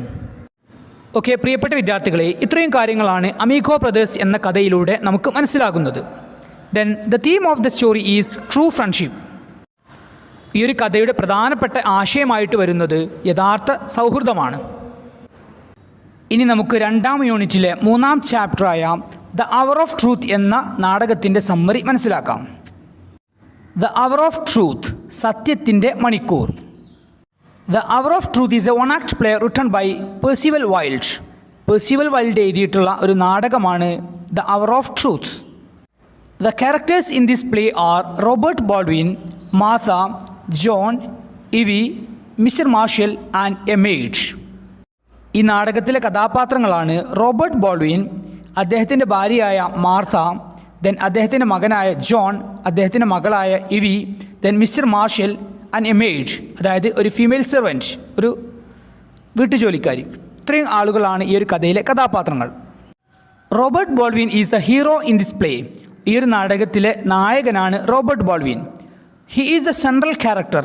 അദ്ദേഹമാണ് ഈ ഒരു നാടകത്തിലെ കേന്ദ്ര കഥാപാത്രം. He is an honest man. അദ്ദേഹം സത്യസന്ധനായിട്ടുള്ളൊരു മനുഷ്യനാണ്. The play tells how Baldwin struggles to keep his truthful ways of life. Baldwin തൻ്റെ സത്യസന്ധമായ ജീവിതം മുന്നോട്ട് കൊണ്ടുപോകാൻ എത്രത്തോളം ബുദ്ധിമുട്ടുന്നുണ്ട് എന്ന് ഈ ഒരു നാടകം നമ്മോട് പറയുന്നുണ്ട്. He also proves that truth will prevail in the end. അവസാനം സത്യം വിജയിക്കുമെന്നും അദ്ദേഹം തെളിയിക്കുന്നുണ്ട്. ഓക്കെ, ഇനി നമുക്ക് ഈ ഒരു നാടകത്തിൻ്റെ സമ്മറി മനസ്സിലാക്കാം. The play takes place at Baldwin's house. Robert ബോൾഡ്വിൻ്റെ വീട്ടിലാണ് ഈ ഒരു നാടകം നടക്കുന്നത്. Robert Baldwin lives in a little cottage with his family. Robert Baldwin അദ്ദേഹത്തിൻ്റെ കുടുംബത്തിൻ്റെ കൂടെ അദ്ദേഹത്തിൻ്റെ ചെറിയ കുടിലിലാണ് താമസിക്കുന്നത്. His family includes his wife Martha, his son John and his daughter Evie. ഈ ഒരു നാടകത്തിൽ അദ്ദേഹത്തിൻ്റെ കുടുംബാംഗങ്ങളായിട്ടുള്ളത് അദ്ദേഹത്തിൻ്റെ ഭാര്യ മാർത്ത, അദ്ദേഹത്തിൻ്റെ മകൻ ജോൺ, അതുപോലെ തന്നെ അദ്ദേഹത്തിൻ്റെ മകളായിട്ടുള്ള എവി എന്നിവരാണ് റോബർട്ട് ബോൾഡ്വിൻ്റെ കുടുംബാംഗങ്ങൾ. Baldwin works in a bank as a secretary. Robert Baldwin ഒരു ബാങ്കിൽ ഒരു സെക്രട്ടറി ആയിട്ടാണ് ജോലി ചെയ്യുന്നത്. The owner of the bank is his friend Gresham. ആ ഒരു ബാങ്കിൻ്റെ ഉടമസ്ഥൻ റോബർട്ട് ബോൾഡ്വിൻ്റെ ഫ്രണ്ടായിട്ടുള്ള ഗ്രേഷമാണ്. They were childhood friends. അവർ രണ്ടുപേരും, അതായത് റോബർട്ട് ബോൾഡ്വിനും ഗ്രേഷമും കുട്ടിക്കാലത്തെയുള്ള സുഹൃത്തുക്കളായിരുന്നു. Robert Baldwin gets only $60 a week. Robert Baldwin അദ്ദേഹത്തിൻ്റെ ജോലിയിൽ നിന്ന്, അതായത് ബാങ്കിലെ സെക്രട്ടറി എന്ന ആ ഒരു ജോലിയിൽ നിന്ന് അദ്ദേഹത്തിന് ലഭിക്കുന്നത് ആഴ്ചയിൽ $60 with this limited income he lives happily. ഈ ഒരു പരിമിതമായ വരുമാനം കൊണ്ട് തന്നെ അദ്ദേഹം വളരെ സന്തോഷത്തോടു കൂടെ തന്നെ ജീവിക്കുന്നുണ്ട്. But unfortunately the bank is closed. എന്നാൽ നിർഭാഗ്യവശാൽ റോബർട്ട് ബോൾഡ്വിൻ ജോലി ചെയ്യുന്ന ആ ഒരു ബാങ്ക് ക്ലോസ് ചെയ്യുന്നു, അടക്കപ്പെടുന്നു. Because Gresham had misused the depositors money and he was arrested. ഈ ഒരു ബാങ്ക് ക്ലോസ് അടക്കാനുള്ള കാരണം എന്താണ്? ഈ ഒരു ബാങ്കിലെ ഓണറായിരുന്ന ഗ്രേഷം ഡെപ്പോസിറ്റേഴ്സിൻ്റെ പണം മിസ്യൂസ് ചെയ്യുകയും, അതായത് ഡെപ്പോസിറ്റേഴ്സിൻ്റെ പണം ദുരുപയോഗം ചെയ്യുകയും അത് കാരണമായിട്ട് പോലീസ് ഗ്രേഷത്തിന് അറസ്റ്റ് ചെയ്യുകയും ഉണ്ടായി. ഇതിൻ്റെ ഭാഗമായിട്ടാണ് ആ ഒരു ബാങ്ക് ക്ലോസ് ചെയ്യുന്നത്. And Robert Baldwin loses his job. ആ ഒരു ബാങ്ക് ക്ലോസ് ചെയ്തത് കൊണ്ട് തന്നെ ആ ഒരു ബാങ്കിലെ സെക്രട്ടറി ആയിരുന്ന റോബർട്ട് ബോൾഡ്വിൻ്റെ ജോലി നഷ്ടപ്പെടുന്നു. And Robert Baldwin was the only witness in the crime done by Gresham. Gresham ചെയ്ത ആ ഒരു നിയമലംഘനത്തിനെതിരെയുള്ള ഏക സാക്ഷി റോബർട്ട് ബാൾവിനായിരുന്നു. അതായത് ഗ്രേഷം ചെയ്ത ആ ഒരു കുറ്റം, ആ ഒരു ക്രൈം എന്താണ് എന്നുള്ളത് നമുക്കറിയാം. അതായത് ഗ്രേഷത്തിൻ്റെ ബാങ്കിലെ ഡെപ്പോസിറ്റേഴ്സിൻ്റെ പണം അദ്ദേഹം മിസ്യൂസ് ചെയ്യുകയുണ്ടായി. അതായിരുന്നു അദ്ദേഹം ചെയ്ത തെറ്റ്. ദെൻ ഈ ഒരു തെറ്റിന് ഏക സാക്ഷി ഗ്രേഷത്തിൻ്റെ ഫ്രണ്ടും അതുപോലെ തന്നെ ആ ഒരു ബാങ്കിലെ സെക്രട്ടറിയുമായിട്ടുള്ള റോബർട്ട് ബാൾവിനായിരുന്നു. ഗ്രേഷം ചെയ്ത ആ ഒരു തെറ്റിൻ്റെ, ആ ഒരു കുറ്റത്തിൻ്റെ ഏക സാക്ഷി. Then, if Robert Baldwin tells the truth in the court while questioning him, Gresham has to go to jail. Robert ബാൾഡ്വിനോട് കോടതിയിൽ വെച്ച് ഈ ഒരു കേസുമായി ബന്ധപ്പെട്ട ചോദ്യങ്ങൾ ചോദിക്കുന്ന സമയത്ത് റോബർട്ട് ബാൾഡ്വിൻ വളരെ സത്യസന്ധമായിട്ട് കാര്യങ്ങൾ പറയുകയാണെങ്കിൽ ഗ്രേഷത്തിന് ജയിലിൽ പോകേണ്ടി വരും. So, Gresham calls Baldwin and offers him a huge amount to save him from jail. അതുകൊണ്ട് തന്നെ ഗ്രേഷം റോബർട്ട് ബാൾഡ്വിനെ അദ്ദേഹത്തിൻ്റെ വീട്ടിലേക്ക് ക്ഷണിക്കുകയും അദ്ദേഹത്തിന്, അതായത് റോബർട്ട് ബാൾഡ്വിന് വലിയൊരു എമൗണ്ട് ഓഫർ ചെയ്യുകയും ചെയ്യുന്നുണ്ട്. എന്തിനു വേണ്ടിയിട്ടാണ് അദ്ദേഹം ആ ഒരു വലിയ എമൗണ്ട് ഓഫർ ചെയ്യുന്നത്? ഗ്രേഷത്തിന് ജയിലിൽ നിന്ന് രക്ഷിക്കാൻ. Gresham tells Baldwin to say I don't remember when the court ask important questions. കോടതിയിൽ വെച്ച് വളരെ പ്രധാനപ്പെട്ട ചോദ്യങ്ങൾ, ഈ ഒരു കേസുമായി ബന്ധപ്പെട്ട വളരെ പ്രധാനപ്പെട്ട ചോദ്യങ്ങൾ ചോദിക്കുന്ന സമയത്ത് ഐ ഡോണ്ട് റിമെമ്പർ, എനിക്ക് ഓർമ്മയില്ല എന്ന് പറയാനാണ് ഗ്രേഷം റോബർട്ട് ബാൾഡ്വിനോട് പറയുന്നത്. കോടതിയിൽ ഈ ഒരു കാര്യം പറയാൻ, അതായത് ഐ ഡോണ്ട് റിമെമ്പർ എന്ന് പറയാനും വേണ്ടിയാണ് ഗ്രേഷം റോബർട്ട് ബാൾഡ്വിന് വലിയൊരു എമൗണ്ട് ഓഫർ ചെയ്യുന്നത്. Gresham offers Baldwin $100,000 to save him from jail. അദ്ദേഹത്തെ ജയിലിൽ നിന്ന് രക്ഷിക്കാനും വേണ്ടി ഗ്രേഷം റോബർട്ട് ബാൾഡ്വിന് ഓഫർ ചെയ്യുന്നത് $100,000, $100,000 ഗ്രേഷം റോബർട്ട് ബാൾഡ്വിന് ഓഫർ ചെയ്യുന്നത്. എന്തിനു വേണ്ടിയാണ് ഗ്രേഷം ഇത്രയും വലിയ എമൗണ്ട് ഓഫർ ചെയ്യുന്നത്? ഗ്രേഷത്തിനെ ജയിലിൽ നിന്ന് രക്ഷിക്കാൻ. But Baldwin doesn't receive the money. എന്നാൽ ആ ഒരു വലിയ എമൗണ്ട്, അതായത് ഗ്രേഷം ഓഫർ ചെയ്ത ആ ഒരു $100,000 എന്ന വലിയ എമൗണ്ട് റോബർട്ട് ബാൾഡ്വിൻ സ്വീകരിക്കുന്നില്ല. He rejects the bribe offered by Gresham. Gresham offer ചെയ്തിട്ടുള്ള ആ ഒരു ബ്രൈബ്, അതായത് കൈക്കൂലി, റോബർട്ട് ബാൾഡ്വിൻ റിജക്റ്റ് ചെയ്യുന്നു, നിരസിക്കുന്നു. Then first Robert Baldwin's family supports his truthfulness and stand with Baldwin. ഈ ഒരു നാടകത്തിൻ്റെ തുടക്കത്തിൽ റോബർട്ട് ബാൾഡ്വിൻ്റെ ഫാമിലി, റോബർട്ട് ബാൾഡ്വിൻ്റെ കുടുംബം അദ്ദേഹത്തിൻ്റെ കൂടെയാണ് നിൽക്കുന്നത്. അതുപോലെ തന്നെ റോബർട്ട് ബാൾഡ്വിൻ്റെ സത്യസന്ധതയെ അവർ സപ്പോർട്ട് ചെയ്യുകയും ചെയ്യുന്നുണ്ട്. But they changed their mind when they knew the bribe money offered by Gresham. എന്നാൽ ഗ്രേഷം ഓഫർ ചെയ്ത ആ ഒരു ബ്രൈബ് മണി, കൈക്കൂലി പണം കേട്ട സമയത്ത്, അതായത് $100,000 എന്ന ആ ഒരു വലിയ എമൗണ്ട് ഗ്രേഷം ഓഫർ ചെയ്തിട്ടുണ്ട് എന്ന് മനസ്സിലാക്കിയ സമയത്ത് റോബർട്ട് ബാൾഡ്വിൻ്റെ കുടുംബം അവരുടെ മനസ്സൊക്കെ മാറ്റുന്നുണ്ട്. Then Baldwin's family forces him to accept that bribe money and they support Gresham. അങ്ങനെ ആ ഒരു ബ്രൈബ് മണി, ആ ഒരു കൈക്കൂലി പണം കേട്ട സമയത്ത് റോബർട്ട് ബാൾഡ്വിൻ്റെ കുടുംബം, അതായത് മാർത്ത, ഇവി, ജോൺ എന്നിവരായിട്ടുള്ള റോബർട്ട് ബാൾഡ്വിൻ്റെ കുടുംബം എല്ലാവരും റോബർട്ട് ബാൾഡ്വിനോട് ആ ഒരു ബ്രൈബ് മണി, കൈക്കൂലി പണം സ്വീകരിക്കാൻ വേണ്ടി അവർ നിർബന്ധിക്കുന്നുണ്ട്. അതുപോലെ തന്നെ അവർ ഗ്രേഷത്തിനെ സപ്പോർട്ട് ചെയ്യുകയും ചെയ്യുന്നുണ്ട്. But Robert Baldwin was not ready to change his mind. എന്നാൽ റോബർട്ട് ബാൾഡ്വിൻ അദ്ദേഹത്തിൻ്റെ സത്യസന്ധമായിട്ടുള്ള ആ ഒരു മനസ്സ് മാറ്റാൻ അദ്ദേഹം തയ്യാറായിരുന്നില്ല. Because Robert Baldwin is honest and stood for justice. അദ്ദേഹം സത്യസന്ധനായിരുന്നു, ജസ്റ്റിസിൻ്റെ കൂടെ, ന്യായത്തിൻ്റെ കൂടെ നിൽക്കുന്ന ആളായിരുന്നു Robert Baldwin. He was not ready to tell lie in the court. കോടതിയിൽ കളവ് പറയാൻ അദ്ദേഹം തയ്യാറായിരുന്നില്ല. Because Baldwin was an honest man. കാരണം റോബർട്ട് ബാൾഡ്വിൻ സത്യസന്ധനായ ഒരു മനുഷ്യനായിരുന്നു. Then at the end of the play, Mr. Marshall, the president of the Third National Bank, comes to Baldwin's house. അങ്ങനെ ഈ ഒരു നാടകത്തിൻ്റെ അവസാനത്തിൽ തേർഡ് നാഷണൽ എന്ന ബാങ്കിൻ്റെ പ്രസിഡൻ്റായിട്ടുള്ള മിസ്റ്റർ മാർഷൽ റോബർട്ട് ബാൾഡ്വിൻ്റെ വീട്ടിലേക്ക് വരുന്നു. And mister Marshall offers Baldwin a job in third national bank. അങ്ങനെ റോബർട്ട് ബാൾഡ്വിന് തേർഡ് നാഷണൽ ബാങ്കിൽ മിസ്റ്റർ മാർഷൽ ഒരു ജോലി ഓഫർ ചെയ്യുന്നു. അതായത് Baldwin receives a job offer from Marshall in third national bank. Third national എന്ന ആ ഒരു ബാങ്കിൽ റോബർട്ട് ബാൾഡ്വിന് ഒരു ജോലി മിസ്റ്റർ മാർഷൽ ഓഫർ ചെയ്യുന്നു. It was a reward for his honesty and truth. അദ്ദേഹത്തിൻ്റെ സത്യസന്ധമായിട്ടുള്ള ജീവിതത്തിനുള്ള ഒരു റിവാർഡ്, ഒരു പ്രതിഫലമായിരുന്നു ആ ഒരു ജോലി. The play proves truth will prevail in the end. സത്യം അവസാനം വിജയിക്കുമെന്ന് ഈ ഒരു നാടകം തെളിയിക്കുന്നുണ്ട്. ഓക്കെ പ്രിയപ്പെട്ട വിദ്യാർത്ഥികളെ, ഇത്രയും കാര്യങ്ങളാണ് ദ അവർ ഓഫ് ട്രൂത്ത് എന്ന നാടകത്തിലൂടെ നമുക്ക് മനസ്സിലാകുന്നത്. ഓക്കെ, ഇനി നമുക്ക് മൂന്നാം യൂണിറ്റിലെ ഒന്നാം ചാപ്റ്ററായ എ ത്രീ വീൽ റെവല്യൂഷൻ എന്ന ചാപ്റ്ററിൻ്റെ സമ്മറി മനസ്സിലാക്കാം. എ ത്രീ വീൽ റെവല്യൂഷൻ, മുച്ചക്രത്തിലെ വിപ്ലവം. A three wheel revolution is an interview with Irfan Alam. Irfan ആലവുമായി നടത്തുന്ന ഒരു ഇൻ്റർവ്യൂ ആണ് a three wheel revolution. Irfan Alam is a famous social entrepreneur. Irfan Alam പ്രശസ്തനായിട്ടുള്ള ഒരു സാമൂഹിക സംരംഭകനാണ്. He founded an organization called Samman Foundation to empower the rickshaw pullers. Rickshaw pullers, അതായത് rickshaw വലിക്കുന്ന ആളുകളെ ശക്തരാക്കുന്നതിന് വേണ്ടിയിട്ട് ഇർഫാൻ ആലം തുടങ്ങിയിട്ടുള്ള ഒരു സംരംഭമാണ് Samman foundation. In this interview he tells the story of how he became A successful entrepreneur. എങ്ങനെയാണ് അദ്ദേഹം, അതായത് എങ്ങനെയാണ് ഇർഫാൻ ആലം സക്സസ്ഫുൾ ആയിട്ടുള്ള വിജയിച്ച ഒരു ഓണ്ടർപ്രണർ, ഒരു സംരംഭകനായത് എന്നതാണ് ഇർഫാൻ ആലം ഈ ഒരു ഇൻ്റർവ്യൂയിലൂടെ, ഈ ഒരു അഭിമുഖത്തിലൂടെ പറയുന്നത്. ഇർഫാൻ ആലം സക്സസ്ഫുൾ ആയിട്ടുള്ള ഒരു ഓണ്ടർപ്രണർ, ഒരു സംരംഭകനായി മാറിയതിനെക്കുറിച്ച് ഈ ഒരു ഇൻ്റർവ്യൂയിലൂടെ പറയുന്ന കാര്യങ്ങൾ നമുക്കൊന്ന് മനസ്സിലാക്കാം. Irfan Alam once happen to travel in a rickshaw where he felt thirsty. ഒരിക്കൽ ഇർഫാൻ ആലം റിക്ഷയിൽ സഞ്ചരിക്കുന്ന സമയത്ത് അദ്ദേഹത്തിന് ദാഹം തോന്നുകയാണ്. He asked the rickshaw puller if he had any water bottles. അങ്ങനെ അദ്ദേഹം റിക്ഷ വലിക്കുന്ന ആളോട് വാട്ടർ ബോട്ടിൽസ്, വെള്ളം ചോദിക്കുകയാണ്.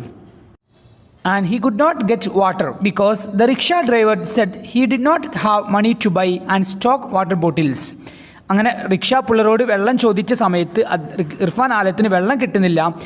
ഇർഫാൻ ആലത്തിനോട് ആ ഒരു റിക്ഷ പുള്ളർ പറയുന്നത് അദ്ദേഹത്തിൻ്റെ കയ്യിൽ വെള്ളം വാങ്ങാനോ അതുപോലെ തന്നെ അത് സൂക്ഷിക്കാനോ ഉള്ള പണം ഇല്ല എന്നാണ് ഇർഫാൻ ആലത്തോട് ആ ഒരു റിക്ഷ പുള്ളർ, റിക്ഷ വലിക്കുന്ന ആൾ അദ്ദേഹത്തോട് പറയുന്നത്.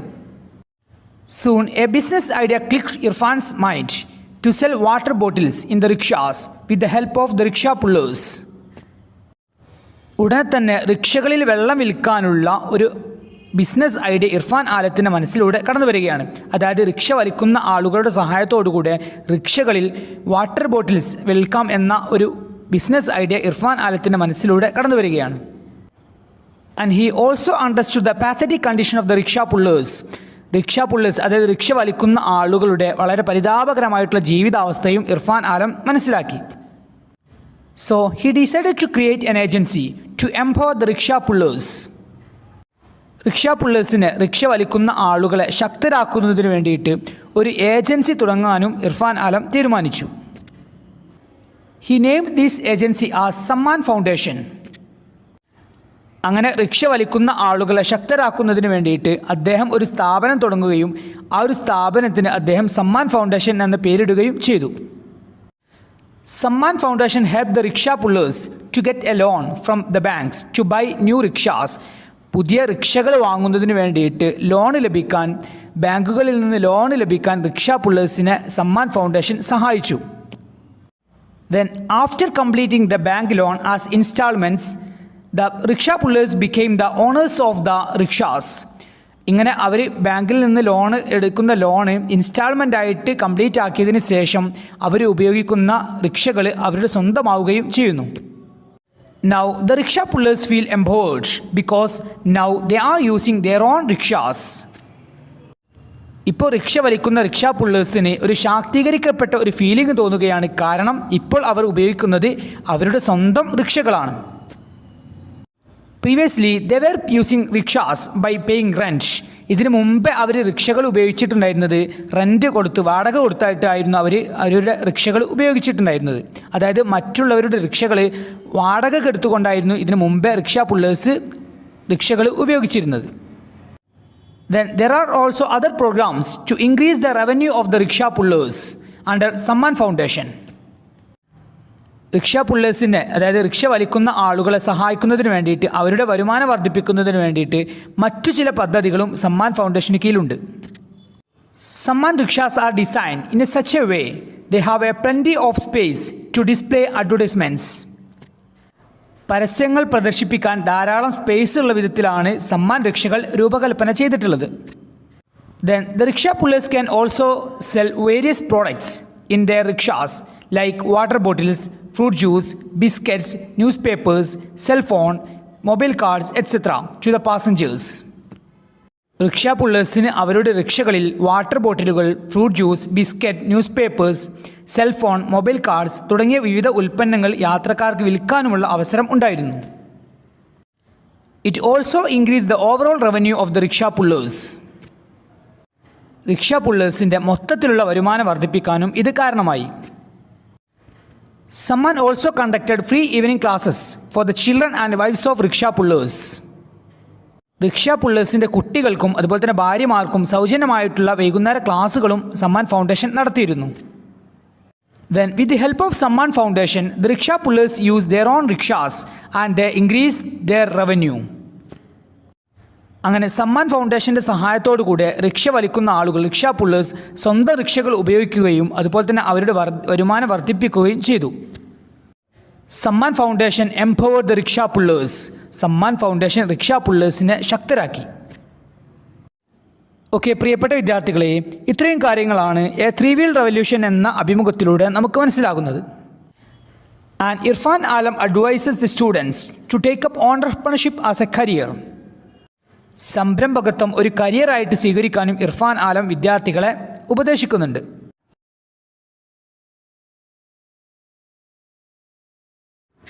Didi. Didi is an Hindi word which means elder sister.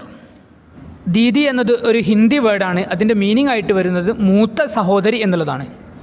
അതായത് മലയാളത്തിൽ നാം മൂത്ത സഹോദരി എന്നതിന് പറയാറുള്ള ചേച്ചി എന്ന വേർഡിന് തുല്യമായിട്ടുള്ള ഹിന്ദി വേർഡാണ് ദീദി എന്നത്. Didi is the personal story of Shaheen Mistry. Shaheen മിസ്ത്രിയുടെ ഒരു പേഴ്സണൽ കഥയാണ് ദീദി എന്നത്. ആരാണ് ഷഹീൻ മിസ്ത്രി എന്ന് പരിചയപ്പെടാം. Shaheen Mistry is an Indian social activist and educator.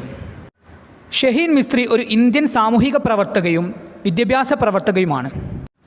Then she is the CEO of the Teach For India project. പാവപ്പെട്ട കുട്ടികൾക്ക് വിദ്യാഭ്യാസം കൊടുക്കുന്നതിന് വേണ്ടിയിട്ട് രൂപീകരിച്ചിട്ടുള്ള ടീച്ച് ഫോർ ഇന്ത്യ എന്ന പ്രൊജക്റ്റിൻ്റെ CEO, ചീഫ് എക്സിക്യൂട്ടീവ് ഓഫീസറാണ് Shaheen Mistry. And she is the founder of Akanksha foundation. Akanksha ഫൗണ്ടേഷൻ്റെ സ്ഥാപക കൂടെയാണ് ഷഹീൻ മിസ്ത്രി. ആകാംക്ഷ എന്താണെന്ന് നോക്കാം. ആകാംക്ഷ is A school system that provides education for poor children. പാവപ്പെട്ട കുട്ടികൾക്ക് വിദ്യാഭ്യാസം നൽകുന്നതിന് വേണ്ടിയിട്ട് രൂപീകരിച്ചിട്ടുള്ള ഒരു സ്കൂൾ സംവിധാനമാണ് ആകാംക്ഷ. ഈ ഒരു ആകാംക്ഷ എന്ന ഫൗണ്ടേഷൻ്റെ സ്ഥാപക കൂടെയാണ് Shaheen Mistry. Then Didi is the true story of Shaheen Mistry. Shaheen മിസ്ത്രിയുടെ യഥാർത്ഥ കഥയാണ് ദിദി എന്ന ഈ ഒരു ചാപ്റ്ററിലൂടെ വിശദീകരിക്കുന്നത്. The story is narrated by her. ഷഹീൻ മിസ്ത്രിയുടെ കഥ വിവരിക്കുന്നത് അവർ തന്നെയാണ്. അതായത് ഷഹീൻ മിസ്ത്രി തന്നെയാണ് ഷഹീൻ മിസ്ത്രിയുടെ കഥ വിവരിക്കുന്നത്. It tells about her childhood, what prompted her to start a new mission, how she was inspired and what initiatives she has taken. Didi എന്ന ഈ ഒരു ചാപ്റ്ററിലൂടെ ഷഹീൻ മിസ്ത്രി വിവരിക്കുന്നത് അവളുടെ, അതായത് ഷഹീൻ മിസ്ത്രിയുടെ കുട്ടിക്കാലത്തെക്കുറിച്ചും ഒരു പുതിയ ദൗത്യം, അതായത് ഒരു പുതിയ സംരംഭം ആരംഭിക്കാൻ അവളെ പ്രേരിപ്പിച്ചതെന്താണ് എന്നുള്ളതും അവർ മുൻകൈയെടുത്തുകൊണ്ട് തുടങ്ങിയിട്ടുള്ള ഒരു ദൗത്യം, ഒരു സംരംഭത്തെക്കുറിച്ചുമാണ് ഷഹീൻ മിസ്ത്രി ഈ ഒരു ചാപ്റ്ററിലൂടെ വിശദീകരിക്കുന്നത്. ഓക്കെ, പ്രിയപ്പെട്ട വിദ്യാർത്ഥികളെ, ഇനി നമുക്ക് ദീദി എന്ന ഈ ഒരു ചാപ്റ്ററിൻ്റെ സമ്മറി മനസ്സിലാക്കാം. Shaheen Mistry's childhood was a pleasant one until she visited an orphanage. ഒരു അനാഥാലയം സന്ദർശിക്കുന്നതുവരെ ഷഹീൻ മിസ്ത്രി അവളുടെ കുട്ടിക്കാലത്ത് വളരെ സന്തോഷവതിയായിരുന്നു. She use to visit orphanages and school of blind during her childhood. അവളുടെ കുട്ടിക്കാലത്ത് ഷഹീൻ മിസ്ത്രി അനാഥാലയങ്ങളും അന്ധവിദ്യാലയങ്ങളും സന്ദർശിക്കാറുണ്ടായിരുന്നു. Then when she was in India to spend her summer vacation, she found the great sense of inequity that existed in different people's lives.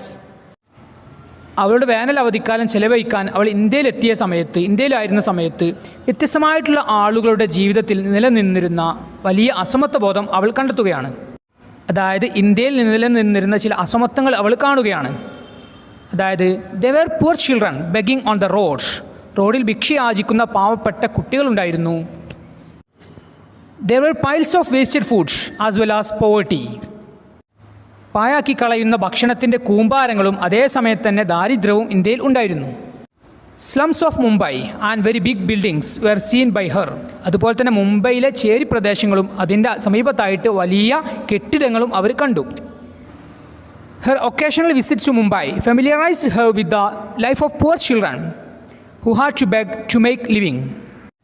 ഇടയ്ക്കിടെയുള്ള Shaheen മിസ്ത്രിയുടെ മുംബൈ സന്ദർശന സമയങ്ങളിൽ ജീവിക്കാൻ വേണ്ടി യാചിക്കുന്ന കുട്ടികളെ, പാവപ്പെട്ട കുട്ടികളെ ഷഹീൻ മിസ്ത്രി കാണുകയാണ്. One day Har taxi stopped at A traffic signal. അങ്ങനെ ഒരു ദിവസം അവളുടെ ടാക്സി ഒരു ട്രാഫിക് സിഗ്നലിൽ നിൽക്കുകയാണ്. That time 3 children ran up to her. ആ ഒരു സമയത്ത് അവളുടെ ടാക്സി ആ ഒരു ട്രാഫിക് സിഗ്നലിൽ നിൽക്കുന്ന സമയത്ത് 3 കുട്ടികൾ അവളുടെ അടുത്തേക്ക് ഓടി വരികയാണ്. They were begging and smiling. ആ 3 കുട്ടികളും ആ 3 പാവപ്പെട്ട കുട്ടികളും ചിരിച്ചുകൊണ്ട് യാചിക്കുകയായിരുന്നു. At this point, Shaheen Mistry felt that she can do something to improve their lives. ഇങ്ങനെ വേദനയേറിയ ഒരു അനുഭവം ഷഹീൻ മിസ്ത്രിക്കുണ്ടായ സമയത്ത് ഷഹീൻ മിസ്ത്രിക്ക് തോന്നുകയാണ് ഇങ്ങനെയുള്ള കുട്ടികളുടെ ജീവിതം മെച്ചപ്പെടുത്താൻ തനിക്ക് സാധിക്കുമെന്നുള്ളത്. She decided to take a bold step to live in India and do something for poor children in India. അങ്ങനെ ഇന്ത്യയിൽ താമസിക്കാനും ഇന്ത്യയിലുള്ള പാവപ്പെട്ട കുട്ടികൾക്ക് വേണ്ടി എന്തെങ്കിലും ചെയ്യുക എന്നുള്ളതുമായിട്ടുള്ള ധീരമായിട്ടുള്ള ഒരു ചുവടുവെപ്പ് നടത്താൻ ഷഹീൻ മിസ്ത്രി തീരുമാനിക്കുന്നു. She wanted to improve the condition of poor children in India. ഇന്ത്യയിലെ പാവപ്പെട്ട കുട്ടികളുടെ അവസ്ഥ മെച്ചപ്പെടുത്താൻ അവൾ ആഗ്രഹിച്ചു. When she expressed her desire to her parents, they agreed on 2 conditions. അങ്ങനെ ഷഹീൻ മിസ്ത്രി അവളുടെ ആഗ്രഹങ്ങൾ, അതായത് ഇന്ത്യയിൽ താമസിക്കാനും ഇന്ത്യയിലുള്ള പാവപ്പെട്ട കുട്ടികൾക്ക് വേണ്ടിയിട്ട് എന്തെങ്കിലും ചെയ്യുക എന്നുള്ളതുമായിട്ടുള്ള അവളുടെ ആഗ്രഹങ്ങൾ അവളുടെ രക്ഷിതാക്കളെ അറിയിച്ച സമയത്ത് അവളുടെ രക്ഷിതാക്കൾ അവളുടെ ആഗ്രഹങ്ങൾ 2 വ്യവസ്ഥകളുടെ അടിസ്ഥാനത്തിൽ അംഗീകരിക്കുകയാണ്. എന്തൊക്കെയായിരുന്നു ഷഹീൻ മിസ്ത്രിയുടെ രക്ഷിതാക്കളുടെ നിബന്ധനകളെന്ന് നോക്കാം. She would get admission into a good undergraduate college. ഡിഗ്രിക്ക് പഠിക്കുന്നതിന് വേണ്ടിയിട്ട്, അതായത് ബിരുദ പഠനത്തിന് വേണ്ടിയിട്ട് ഇന്ത്യയിലെ നല്ല ഒരു കോളേജിൽ അഡ്മിഷൻ എടുക്കണം എന്നുള്ളതായിരുന്നു ഷഹീൻ മിസ്ത്രിയുടെ രക്ഷിതാക്കളുടെ ഒന്നാമത്തെ നിബന്ധന. Later she would travel abroad for her graduate degree. അവളുടെ ബിരുദ പഠനത്തിന് ശേഷം, അതായത് ഡിഗ്രി കംപ്ലീറ്റ് ആക്കിയതിന് ശേഷം ബിരുദാനന്തര ബിരുദത്തിനായി, അതായത് PG പഠിക്കുന്നതിന് വേണ്ടിയിട്ട് വിദേശ രാജ്യങ്ങളിൽ പോകണം എന്നുള്ളതായിരുന്നു രക്ഷിതാക്കളുടെ രണ്ടാമത്തെ നിബന്ധന. So she decided to do her graduation in India.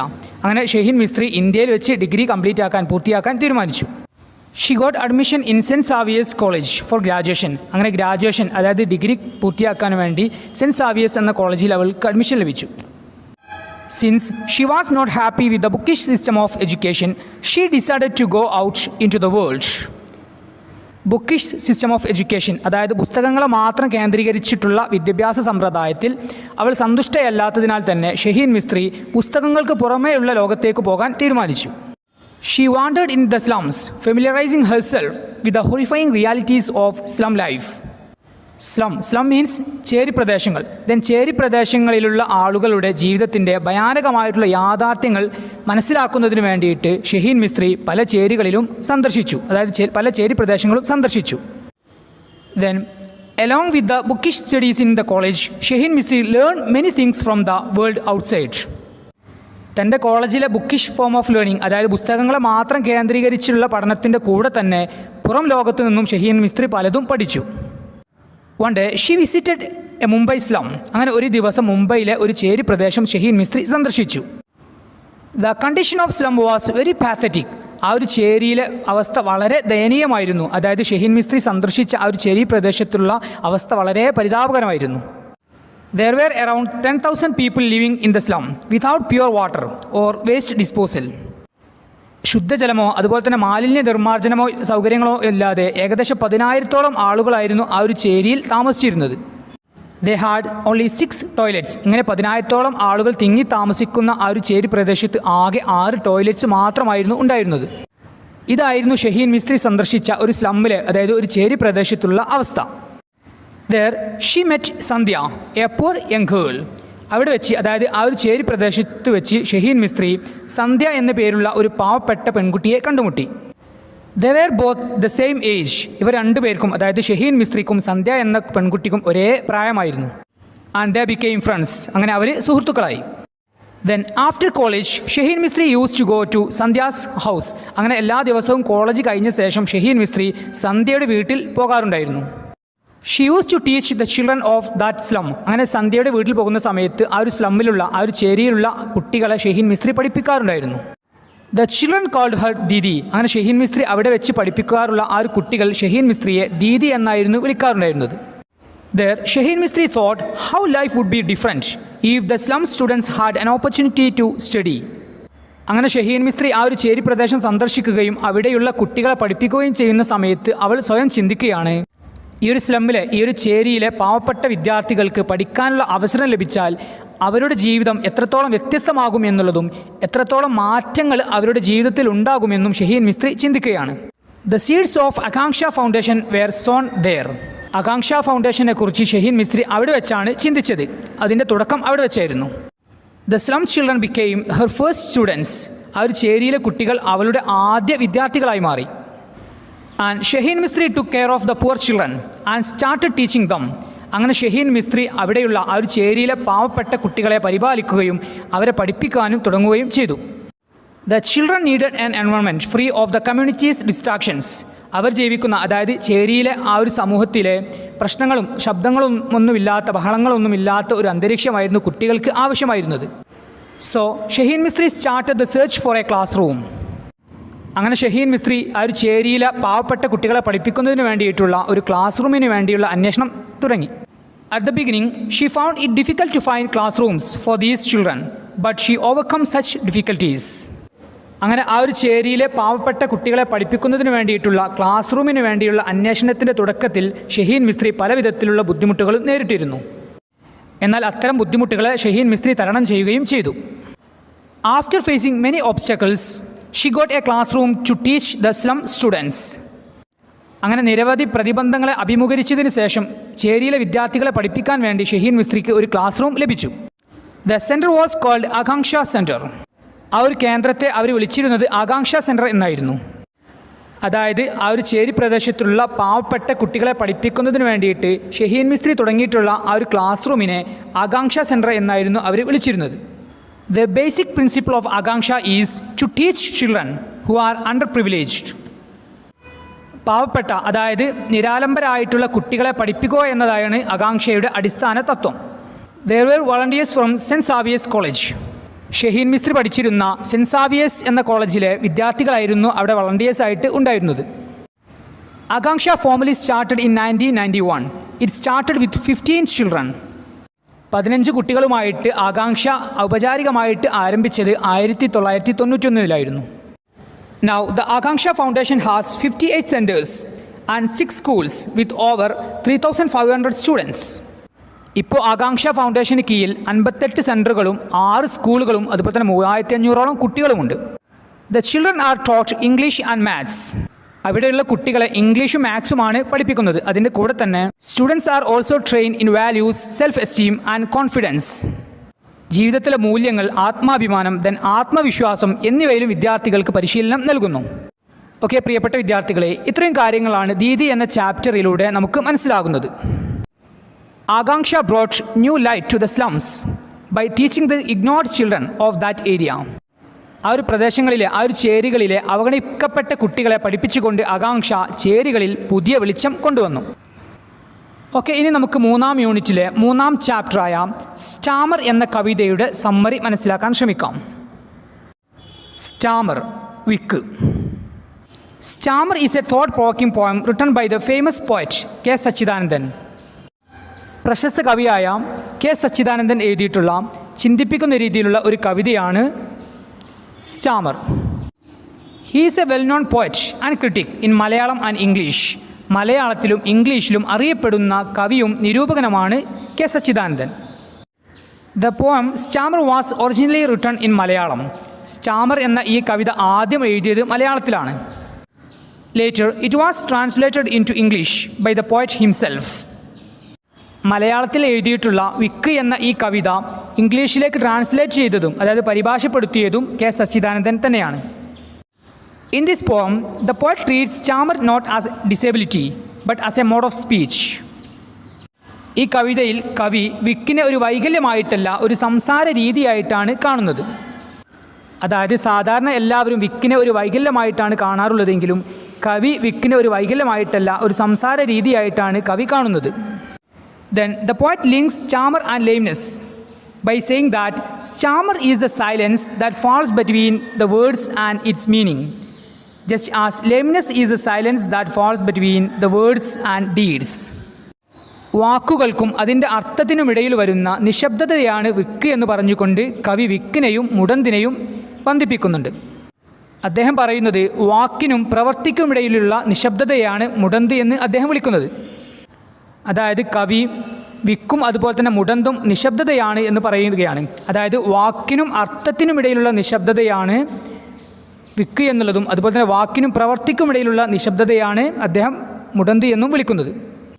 He says, it would be difficult even for the linguist to analyze and explain the history of stammer.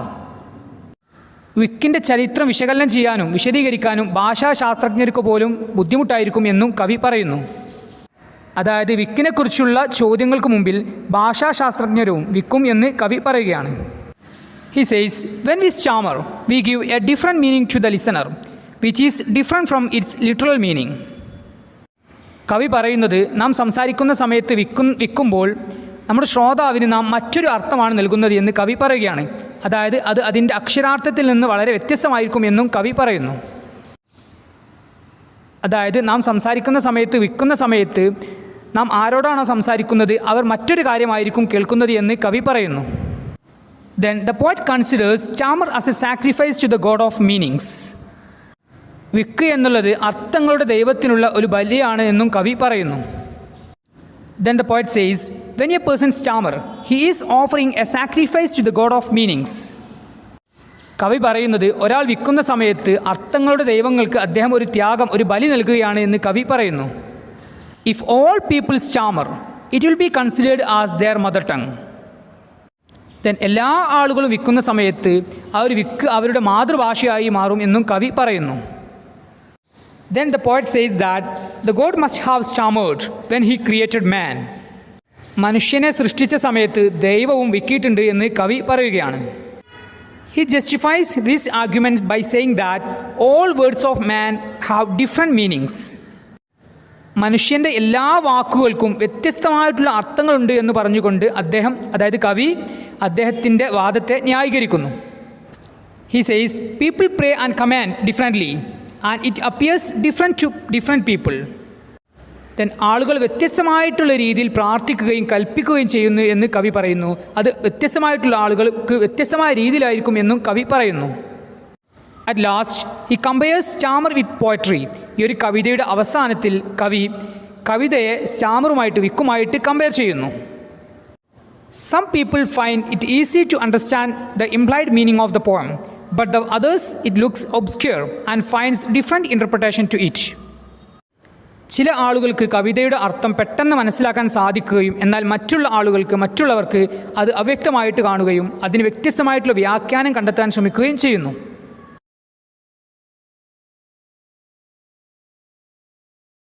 When a sapling is planted, ഒരു തൈ നടുമ്പോൾ. When a sapling is planted is the Nobel Prize acceptance speech by Wangari Maathai. വങ്കാരി മത്തായിയുടെ Nobel prize സ്വീകരിക്കുന്ന സമയത്തുള്ള ഒരു പ്രസംഗമാണ് when a sapling is planted എന്നത്. Wangari Maathai was a Kenyan environmentalist and political activist. കെനിയയിൽ നിന്നുള്ള ഒരു പരിസ്ഥിതി പ്രവർത്തകയും രാഷ്ട്രീയ പ്രവർത്തകയുമായിരുന്നു വങ്കാരി മത്തായി.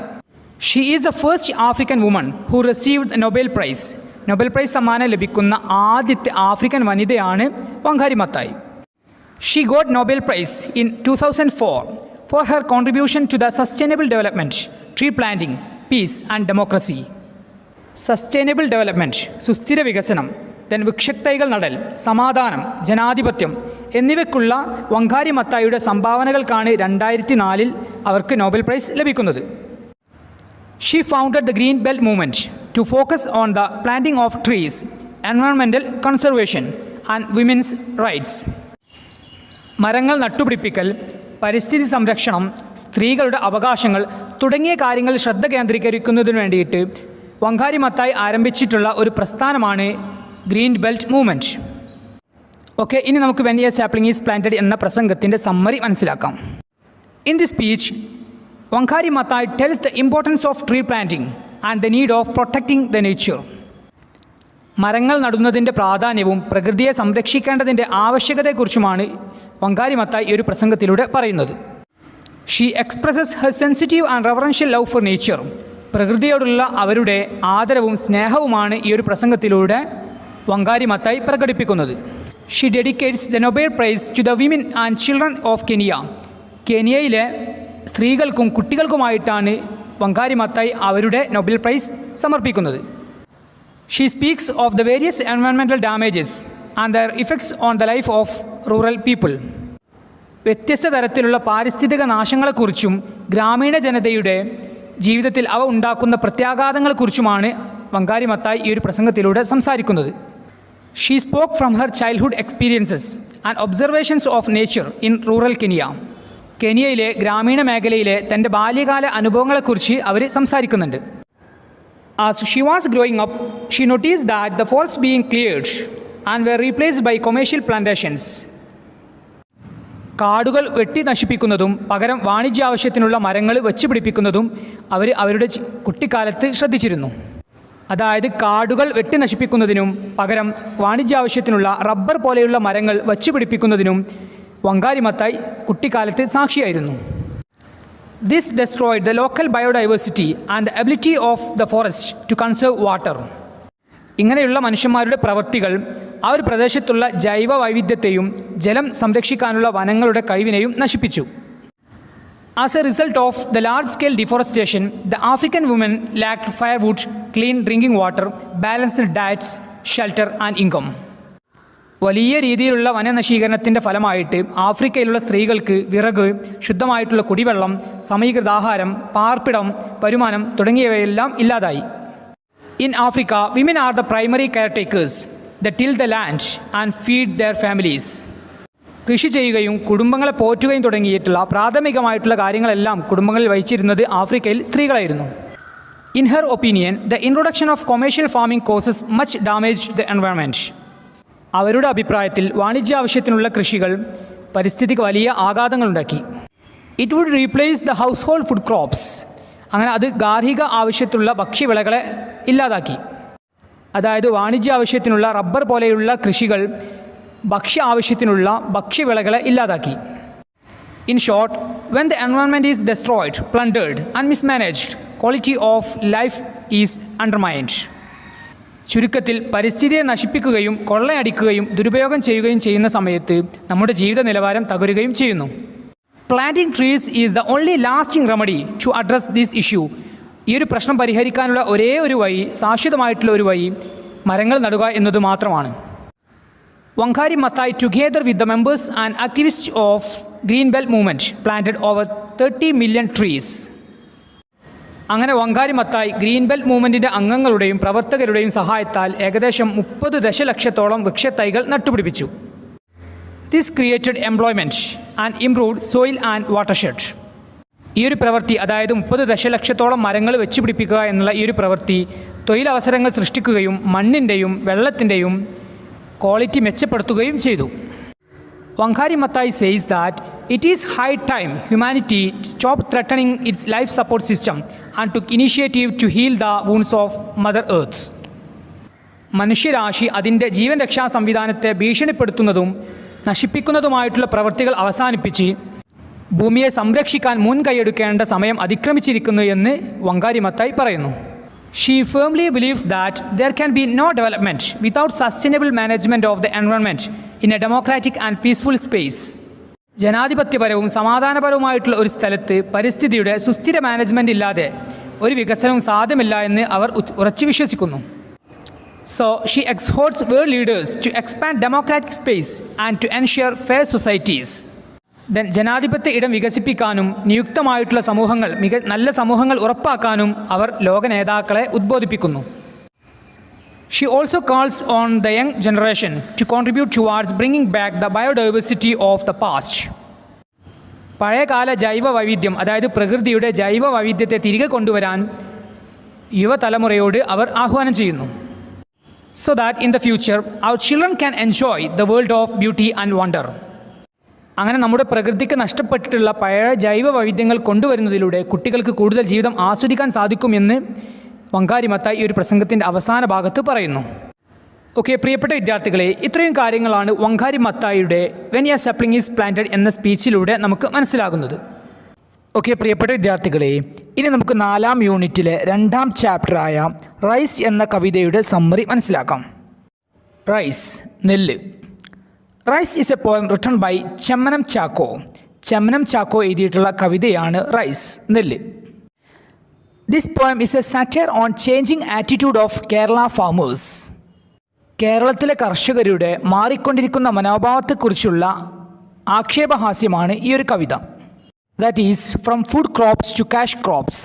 ഭക്ഷ്യവിളയിൽ നിന്ന് നാണ്യവിളയിലേക്കുള്ള ആ ഒരു മാറ്റം. That is from paddy fields to rubber trees and arecanut palms. അതായത് ഭക്ഷ്യവിളയായ നെൽകൃഷിയിൽ നിന്ന് റബ്ബർ, ദെൻ അടയ്ക്ക തുടങ്ങിയ നാണ്യവിളയിലേക്കുള്ള കർഷകരുടെ മാറ്റത്തെ കളിയാക്കിക്കൊണ്ട് പരിഹാസ്യ രൂപത്തിലൂടെ അവതരിപ്പിക്കുന്നതാണ് ഈ ഒരു കവിത. ഓക്കെ, ഈ ഒരു കവിതയുടെ സമ്മറി മനസ്സിലാക്കാം. The son of a rice farmer has gone to north India to do a research on making toys with husk. കേരളത്തിലെ ഒരു കർഷകൻ്റെ മകൻ ഉമികൊണ്ട് കളിപ്പാട്ടങ്ങൾ ഉണ്ടാക്കുന്നതിനെക്കുറിച്ച് ഒരു ഗവേഷണം നടത്താൻ ഉത്തരേന്ത്യയിലേക്ക് പോയിട്ടുണ്ടായിരുന്നു. As a son of a rice farmer, he had a plenty of husk at home and also in the homes nearby. ഒരു നെൽകർഷകൻ്റെ മകൻ എന്ന നിലയിൽ അദ്ദേഹത്തിൻ്റെ വീട്ടിലും അതുപോലെ തന്നെ അദ്ദേഹത്തിൻ്റെ സമീപ വീടുകളിലും അദ്ദേഹത്തിൻ്റെ നാട്ടിലും ധാരാളം ഉമി ഉണ്ടായിരുന്നു.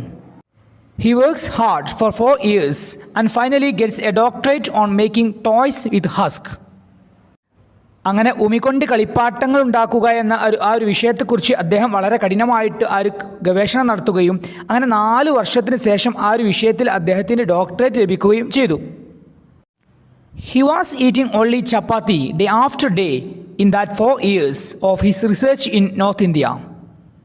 അങ്ങനെ ഉത്തരേന്ത്യയിൽ വെച്ച് അദ്ദേഹം ഗവേഷണം നടത്തുന്ന സമയത്ത് ആ ഒരു 4 വർഷവും, അതായത് 4 വർഷത്തോളമാണ് അദ്ദേഹം അവിടെ ഗവേഷണം നടത്തുന്നത്. ആ ഒരു 4 വർഷവും അദ്ദേഹം ഭക്ഷിച്ചിട്ടുണ്ടായിരുന്നത് ചപ്പാത്തി മാത്രമായിരുന്നു. He was board with eating chapati every day. അങ്ങനെ എല്ലാ ദിവസവും ആ ഒരു 4 വർഷത്തിൽ എല്ലാ ദിവസവും ചപ്പാത്തി കഴിച്ച് അദ്ദേഹത്തിന് ചപ്പാത്തി ആകെ മടുത്തിട്ടുണ്ടായിരുന്നു. And he feels eager to eat athikkira rice. അദ്ദേഹത്തിന് അതിക്കിര ചോറ് കഴിക്കാൻ വല്ലാത്ത ആഗ്രഹമുണ്ടായിരുന്നു. അതിക്കിര എന്നതുകൊണ്ട് ഉദ്ദേശിക്കുന്നത് കേരളത്തിലെ ഒരു തരം അരിയാണ്. ആ ഒരു അരി കൊണ്ടുണ്ടാക്കിയ ചോറ് തിന്നാൻ അദ്ദേഹത്തിന് വലിയ ആഗ്രഹമുണ്ടായിരുന്നു. അതായത് ഉത്തരേന്ത്യയിൽ വെച്ച് അദ്ദേഹം ഗവേഷണം നടത്തുന്ന ആ ഒരു 4 വർഷവും അദ്ദേഹം ചപ്പാത്തി മാത്രമായിരുന്നു കഴിച്ചിട്ടുണ്ടായിരുന്നത്.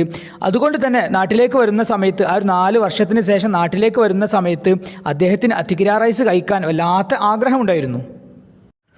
ഓക്കെ, ഈ ഒരു അടിസ്ഥാനത്തിൽ നമുക്ക് ഈ ഒരു കവിത മനസ്സിലാക്കാൻ ശ്രമിക്കാം. The poem has 2 parts. ഈ ഒരു കവിതയ്ക്ക് 2 ഭാഗങ്ങളുണ്ട്. The first part of the poem shows his expectation on his homeland. ഈ ഒരു കവിതയുടെ ആദ്യ ഭാഗം കാണിക്കുന്നത് അദ്ദേഹത്തിൻ്റെ നാടിനെക്കുറിച്ചുള്ള ഓർമ്മകളാണ്. അതായത് 4 വർഷത്തിന് ശേഷം ഉത്തരേന്ത്യയിൽ നിന്ന് നാട്ടിലേക്ക് വരുന്ന സമയത്ത് നാടിനെക്കുറിച്ചുള്ള അദ്ദേഹത്തിൻ്റെ സങ്കല്പങ്ങളാണ് ഈ ഒരു കവിതയുടെ 1ാം ഭാഗത്തിലൂടെ പറയുന്നത്. The first part of the poem begins with a nostalgic feeling of him when he returns to his homeland in Kerala after a long years of 4 years. അങ്ങനെ 4 വർഷത്തിന് ശേഷം അദ്ദേഹത്തിൻ്റെ സ്വന്തം നാടായിട്ടുള്ള കേരളത്തിലേക്ക് വരുന്ന സമയത്തുള്ള അദ്ദേഹത്തിൻ്റെ ഗ്രാമത്തെക്കുറിച്ചുള്ള ആ ഒരു നാടിനെക്കുറിച്ചുള്ള ചിന്തകളാണ് അദ്ദേഹത്തിൻ്റെ മനസ്സിലൂടെ കടന്നു വരുന്നത്. നാടിനെക്കുറിച്ചുള്ള എന്തൊക്കെ ഓർമ്മകളാണ് അദ്ദേഹത്തിൻ്റെ മനസ്സിലൂടെ കടന്നു വരുന്നത് എന്ന് നോക്കാം. The picture of the rice planting season passes through his mind. നെൽകൃഷി നടക്കുന്ന ആ ഒരു കാലത്തിൻ്റെ ചിത്രം അദ്ദേഹത്തിൻ്റെ മനസ്സിലൂടെ കടന്നു പോവുകയാണ്. He sees his father in the field in his mud stain dhoti. ചെളി പുരണ്ട വസ്ത്രത്തോടു കൂടെയുള്ള അച്ഛനെ അദ്ദേഹം വയലിൽ കാണുകയാണ്. He sees his brother carrying tender sapling. അദ്ദേഹത്തിൻ്റെ അനിയൻ ആ ഒരു കൃഷിയിടത്തിൽ നടാനുള്ള ചെറിയ വൃക്ഷത്തൈകൾ കൊണ്ടുവരുന്നതും അദ്ദേഹം കാണുകയാണ്. And he sees his mother in the kitchen drains the well cooked rice. അടുക്കളയിൽ അമ്മ നന്നായി വേവിച്ച ചോറ് ഊറ്റുന്നതും അവൻ്റെ മനസ്സിലൂടെ കടന്നു വരികയാണ്. ഈ ഒരു കാര്യവും അവൻ മനസ്സിലൂടെ കാണുകയാണ്. ഓക്കെ, തുടങ്ങിയ സങ്കല്പങ്ങളൊക്കെയാണ് അദ്ദേഹത്തിന് നാട്ടിലേക്ക് വരുന്ന സമയത്ത് അദ്ദേഹത്തിൻ്റെ മനസ്സിലൂടെ കടന്നു വരുന്നത്. Then the second part of the poem shows the reality. ഈ ഒരു കവിതയുടെ 2ാം ഭാഗം കാണിക്കുന്നത് റിയാലിറ്റിയാണ്, യാഥാർത്ഥ്യമാണ്. അതായത് കവിതയുടെ 1ാമത്തെ ഭാഗം അദ്ദേഹത്തിൻ്റെ സങ്കല്പങ്ങളാണ് എങ്കിൽ കവിതയുടെ 2ാമത്തെ ഭാഗത്തിലൂടെ കാണിക്കുന്നത് യാഥാർത്ഥ്യമാണ്, റിയാലിറ്റിയാണ്. When he reaches his home with his doctorate on making toys with husk, there is no husk in his house and around. അങ്ങനെ ഉമികൊണ്ട് കളിപ്പാട്ടങ്ങൾ ഉണ്ടാക്കുന്ന വിഷയത്തിൽ ഡോക്ടറേറ്റ് നേടിയതിന് ശേഷം അദ്ദേഹം നാട്ടിലേക്ക് എത്തുന്ന സമയത്ത് അദ്ദേഹത്തിൻ്റെ വീട്ടിലും അതുപോലെ തന്നെ പരിസര പ്രദേശങ്ങളിലും ഹസ്കില്ലായിരുന്നു, അതായത് ഉമിയില്ലായിരുന്നു. He notices a sweet change in the people of his village. തൻ്റെ ഗ്രാമത്തിലെ ആളുകളിലുണ്ടായ വലിയ ഒരു മാറ്റം അദ്ദേഹം ശ്രദ്ധിക്കുകയാണ്. He finds that the place has completely changed and he has got confused with his path. ആ ഒരു സ്ഥലം പൂർണ്ണമായിട്ട് മാറിയിട്ടുണ്ടെന്നും അതുപോലെ തന്നെ തൻ്റെ വീട്ടിലേക്കുള്ള വഴി ഇത് തന്നെയാണോ എന്ന് അദ്ദേഹത്തിന് സംശയം തോന്നുകയും ചെയ്യുന്നു. എന്തൊക്കെ മാറ്റങ്ങളാണ് അദ്ദേഹത്തിൻ്റെ നാട്ടിലും സമീപ പ്രദേശങ്ങളിലും അതുപോലെ തന്നെ നാട്ടുകാരിലും അദ്ദേഹം ശ്രദ്ധിച്ചത് എന്ന് നമുക്ക് മനസ്സിലാക്കാം. Rubber plants and arecanut palms have taken the place of paddy cultivation. നെൽകൃഷിയുടെ സ്ഥാനത്ത്, അതായത് നെൽകൃഷി നടത്തുന്ന സ്ഥലങ്ങളിലെല്ലാം റബ്ബർ മരങ്ങളും അതുപോലെ തന്നെ കവുങ്ങുകളും സ്ഥാനം പിടിച്ചിട്ടുണ്ടായിരുന്നു. അതായത് നെൽകൃഷി ഉണ്ടായിരുന്ന സ്ഥലങ്ങളിലെല്ലാം അദ്ദേഹം ഇപ്പോൾ കാണുന്നത് റബ്ബർ മരങ്ങളും അതുപോലെ തന്നെ കവുങ്ങുകളുമാണ്. The farmers have turn to cash crops like rubber and അരിക്കനട്ട്.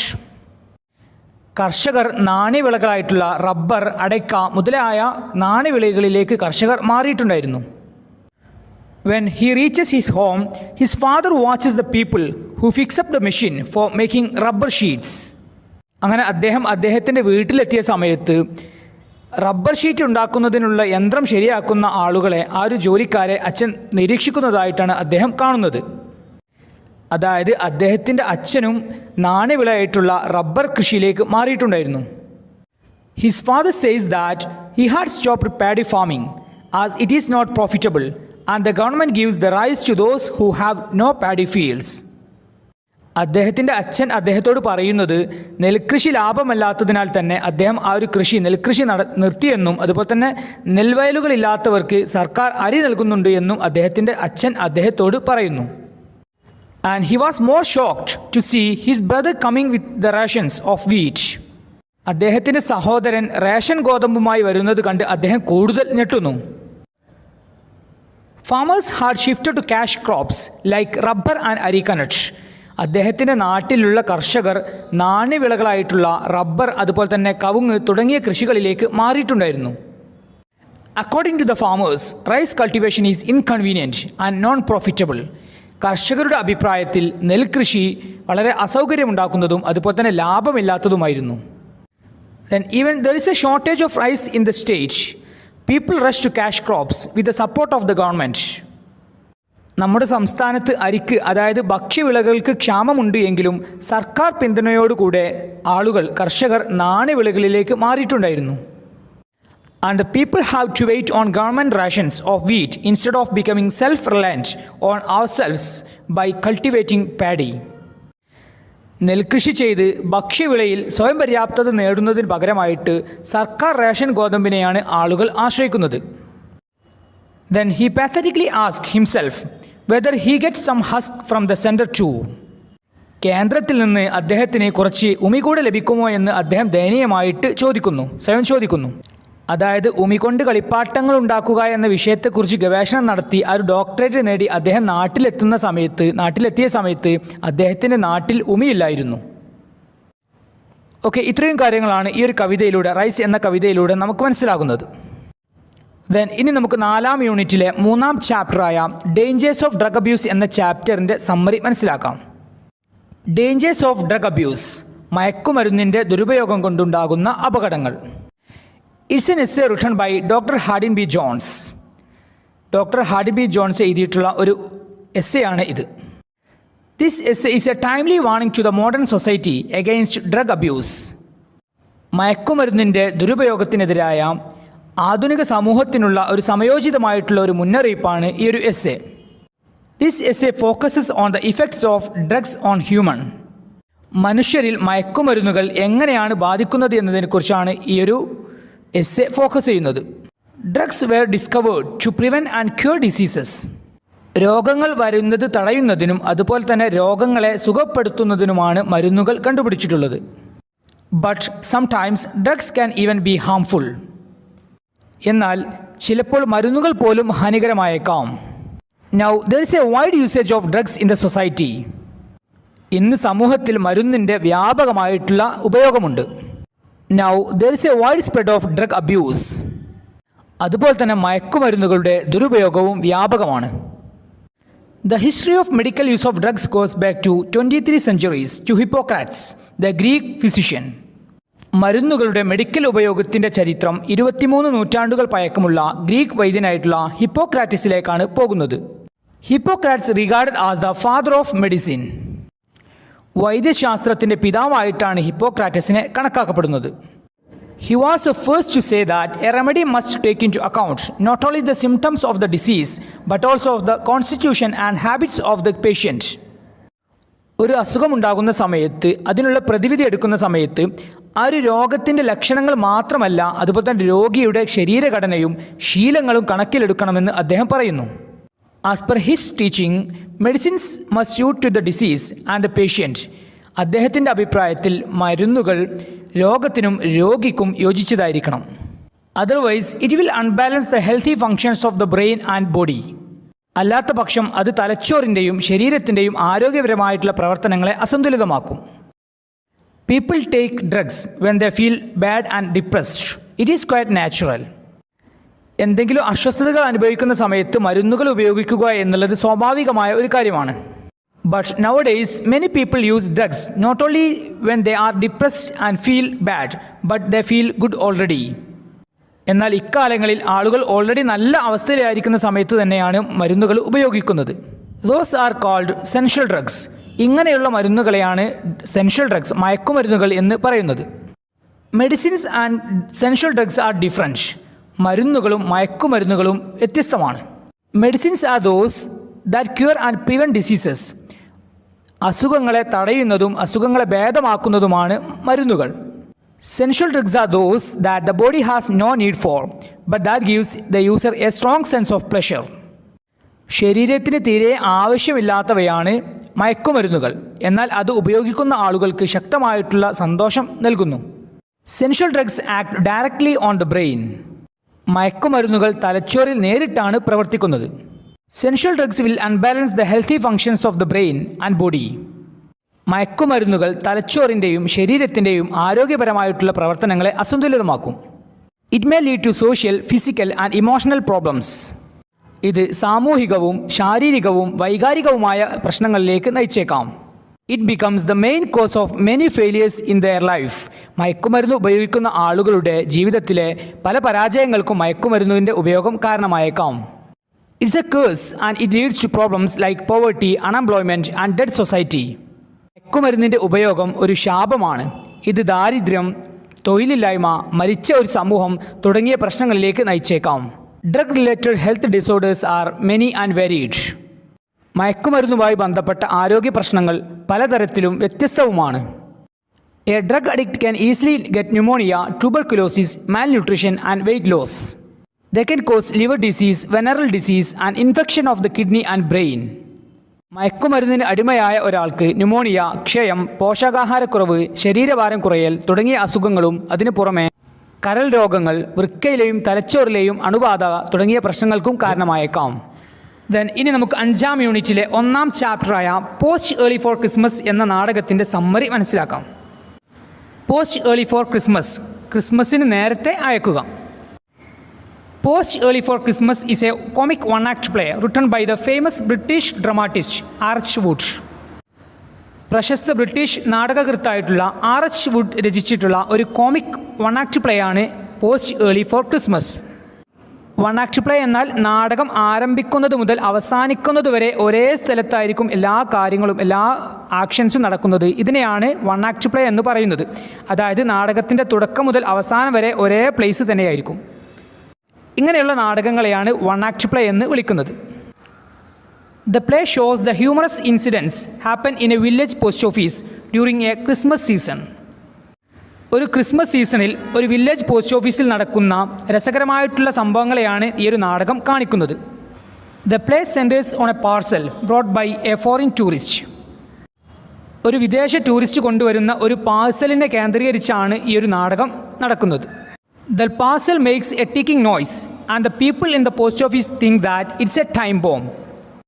ആ ഒരു വിദേശ ടൂറിസ്റ്റ് കൊണ്ടുവന്നിരുന്ന ആ ഒരു പാഴ്സൽ ടിക്കിംഗ് ശബ്ദമുണ്ടാക്കുകയും ടിക്ക് എന്ന ശബ്ദമുണ്ടാക്കുകയും ഇത് ടൈം ബോംബാണ് എന്ന് പോസ്റ്റ് ഓഫീസിലെ ആളുകൾ കരുതുകയും ചെയ്യുന്നു. ദേ become frightened and call A policeman. അങ്ങനെ ആ ഒരു പോസ്റ്റ് ഓഫീസിലുണ്ടായിരുന്ന ആളുകൾ ഭയപ്പെടുകയും ഒരു പോലീസിനെ വിളിക്കുകയും ചെയ്യുന്നു. The policeman drops the parcel into the bucket of water to prevent from blasting. അങ്ങനെ ഒരു പോലീസുകാരൻ വരികയും സ്ഫോടനം തടയുന്നതിന് വേണ്ടിയിട്ട് പോലീസുകാരൻ ആ ഒരു പാർസൽ വെള്ളത്തിലിടുകയും ചെയ്യുന്നു. At that time the foreign tourist comes and explains it's A clock. അങ്ങനെ ആ ഒരു പോലീസുകാരൻ സ്ഫോടനം തടയുന്നതിന് വേണ്ടിയിട്ട് ഫോറിൻ ടൂറിസ്റ്റ് കൊണ്ടുവന്നിട്ടുള്ള ആ ഒരു പാർസൽ വെള്ളത്തിലിടുന്ന സമയത്ത് ആ ഒരു ഫോറിൻ ടൂറിസ്റ്റ് വീണ്ടും പോസ്റ്റ് ഓഫീസിലേക്ക് വരികയാണ്. ദെൻ അദ്ദേഹം പറയുകയാണ് യഥാർത്ഥത്തിൽ അതൊരു ക്ലോക്കാണ് എന്നുള്ളത്. The foreign tourist calls the policeman an idiot and vows he will never post anything in the country. അങ്ങനെ ആ ഒരു വിദേശ ടൂറിസ്റ്റ് ആ ഒരു പോലീസുകാരനെ വിഡ്ഢി എന്ന് വിളിക്കുകയും താൻ ആ രാജ്യത്ത് ഒന്നും പോസ്റ്റ് ചെയ്യില്ല എന്ന് പ്രതിജ്ഞ ചെയ്യുകയും ചെയ്യുന്നു. ഓക്കെ, ഇത്രയും കാര്യങ്ങളാണ് പോസ്റ്റ് ഏർലി ഫോർ ക്രിസ്മസ് എന്ന നാടകത്തിൽ സംഭവിക്കുന്നത്. In this play there are many humorous events. The characters in this play act humorously in most of the times. ഈ ഒരു നാടകത്തിൽ ധാരാളം രസകരമായിട്ടുള്ള സംഭവങ്ങൾ നടക്കുന്നുണ്ട്. അതുപോലെ തന്നെ ഈ ഒരു നാടകത്തിലെ കഥാപാത്രങ്ങൾ മിക്ക അവസരങ്ങളിലും വളരെ രസകരമായിട്ടാണ് അഭിനയിക്കുന്നതും. The characters in this play are a young lady assistant, Mrs Smith, Mrs Jones, a deaf old gentleman, a farmer, a fussy old lady, Mrs Higgins, Bertie, a foreign tourist and a policeman. ഇത്രയും കഥാപാത്രങ്ങളാണ് ഈ ഒരു നാടകത്തിലുള്ളത്. Post ഓഫീസിലെ assistant ആയിട്ടുള്ള young lady assistant, അവിടെ കസ്റ്റമേഴ്സായിട്ട് post ഓഫീസിലേക്ക് കസ്റ്റമേഴ്സായിട്ട് വരുന്ന Mrs Smith, Mrs Jones, a deaf old gentleman, ബധിരനായിട്ടുള്ള അതായത് ചെവി കേൾക്കാൻ ബുദ്ധിമുട്ടുള്ള ഒരു വൃദ്ധൻ, എ ഫാർമർ ഒരു കർഷകൻ, a fussy old lady, Mrs Higgins, Bertie, a foreign tourist, a policeman. ഇത്രയും ക്യാരക്ടേഴ്സാണ് ഈ ഒരു നാടകത്തിലുള്ളത്. The deaf old gentleman makes us laugh a lot. ബധിരനായിട്ടുള്ള അതായത് ചെവി കേൾക്കാൻ ബുദ്ധിമുട്ടുള്ള ഒരു വൃദ്ധൻ നമ്മെ ഒരുപാട് ചിരിപ്പിക്കുന്നുണ്ട്. He hears the word book as cook and set as touch and bed. ചെവി കേൾക്കാൻ ബുദ്ധിമുട്ടുള്ള ആ ഒരു വൃദ്ധൻ, ബധിരനായിട്ടുള്ള ആ ഒരു വൃദ്ധൻ ബുക്ക് എന്ന വേർഡിനെ കുക്ക് എന്നും അതുപോലെ തന്നെ സെഡ് എന്ന വേർഡിനെ ടച്ച് ബെഡ് എന്നുമാണ് അദ്ദേഹം കേൾക്കുന്നത്. Then he even says that the assistant is duff. അതുപോലെ തന്നെ ആ ഒരു പോസ്റ്റ് ഓഫീസിലെ അസിസ്റ്റൻറ്റ് ഡഫാണ്, ബധിരയാണ് എന്നും ഡഫ് ഓൾഡ് ജെൻറ്റിൽമാൻ പറയുന്നുണ്ട്. Then an old lady comes to the post office with a sick cat, thinking that the post office is a clinic for animals. വൃദ്ധയായിട്ടുള്ള ഒരു സ്ത്രീ രോഗിയായിട്ടുള്ള തൻ്റെ പൂച്ചയുമായിട്ട് പോസ്റ്റ് ഓഫീസിലേക്ക് വരുന്നുണ്ട്. ആ ഒരു പോസ്റ്റ് ഓഫീസ് മൃഗങ്ങൾക്ക് വേണ്ടിയിട്ടുള്ള ക്ലിനിക്കാണ് എന്നാണ് അവർ ചിന്തിക്കുന്നത്. There is a dirty urchin Bertie with poor English. മോശം ഇംഗ്ലീഷ് സംസാരിക്കുന്ന ഒരു വൃത്തിയില്ലാത്ത ഒരു വികൃതി ചെക്കനും ഈ ഒരു നാടകത്തിലുണ്ട്. The foreign tourist English is also making us laugh. Foreign ടൂറിസ്റ്റിൻ്റെ ഇംഗ്ലീഷ് നമ്മെ ചിരിപ്പിക്കുന്നുണ്ട്. അദ്ദേഹത്തിൻ്റെ ഇംഗ്ലീഷ് ഭാഷാ ശൈലിയും നമ്മെ ചിരിപ്പിക്കുന്നുണ്ട്. A man came to the post office and ask where he could get a stamp. ഒരാൾ ആ ഒരു പോസ്റ്റ് ഓഫീസിൽ വന്നുകൊണ്ട് ചോദിക്കുന്നുണ്ട് എവിടെ പോയാലാണ് സ്റ്റാമ്പ് കിട്ടുക എന്ന് ചോദിക്കുന്നുണ്ട്. Another man wants a pint of beer from the post office. മറ്റൊരാൾ പോസ്റ്റ് ഓഫീസിൽ വന്നുകൊണ്ട് ചോദിക്കുന്നത് ഒരു പൈൻറ്റ് ഓഫ് ബിയർ ആണ്.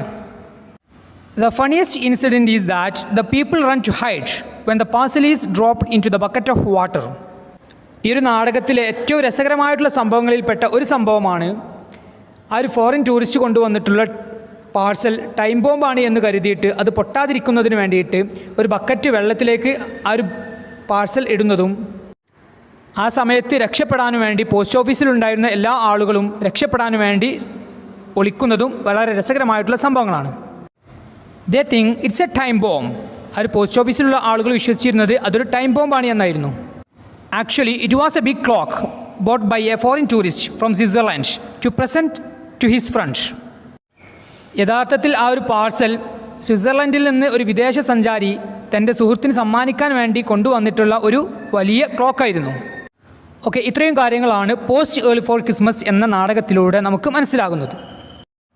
ഓക്കെ പ്രിയപ്പെട്ട വിദ്യാർത്ഥികളെ, ഇനി നമുക്ക് 5ാം യൂണിറ്റിൽ നിന്നുള്ള 2ാം ചാപ്റ്ററായ this is going to hurt just a little bit എന്ന കവിതയുടെ സമ്മറി മനസ്സിലാക്കാം. This is going to hurt just a little bit. ഇത് നിങ്ങളെ ഒന്നുകൂടെ വേദനിപ്പിക്കാൻ പോകുന്നു. This is going to hurt just a little bit is a humorous poem written by the famous American poet Ogden Nash. പ്രശസ്ത American കവിയായിട്ടുള്ള Ogden Nash എഴുതിയിട്ടുള്ള ഒരു രസകരമായിട്ടുള്ള ഒരു കവിതയാണ് this is going to hurt just a little bit എന്നത്.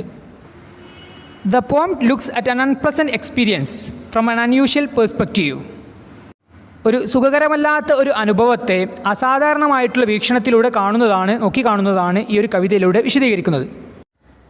That is the poet's experience while sitting on a dental chair in front of the dentist. ഒരു ദന്ത ഡോക്ടറുടെ മുന്നിൽ അദ്ദേഹത്തിൻ്റെ ഡെൻ്റൽ ചെയറിൽ ഇരിക്കുന്ന സമയത്തുള്ള കവിയുടെ അനുഭവത്തെയാണ് ഇവിടെ വളരെ രസകരമായിട്ട് വിവരിക്കുന്നത്.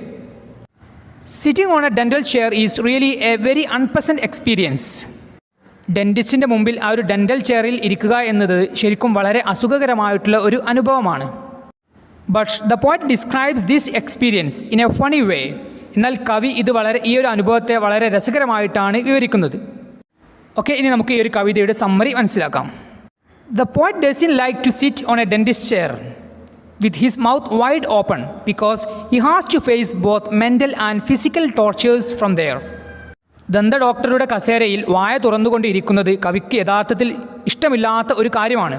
കാരണം അവിടെ നിന്ന് മാനസികവും ശാരീരികമായിട്ടുള്ള പീഡനങ്ങൾ നേരിടേണ്ടി വരും. അതായത് മാനസികവും ശാരീരികമായിട്ടും ബുദ്ധിമുട്ട് അനുഭവിക്കേണ്ട ഒരു അവസരമാണ് ഡെൻറ്റിസ്റ്റ് ചെയറിൽ ഇരിക്കുക എന്നുള്ളത്. He says it is very difficult to be in self-control when his jaw is down into his chest. അദ്ദേഹം പറയുന്നത് അദ്ദേഹത്തിൻ്റെ താടിയെല്ല് നെഞ്ചിലേക്ക് താഴ്ത്തി വെച്ചുകൊണ്ട് നിയന്ത്രിച്ചിരിക്കുക എന്നുള്ളത് വളരെ ബുദ്ധിമുട്ടുള്ള ഒരു കാര്യമാണ് എന്ന് അദ്ദേഹം പറയുന്നു.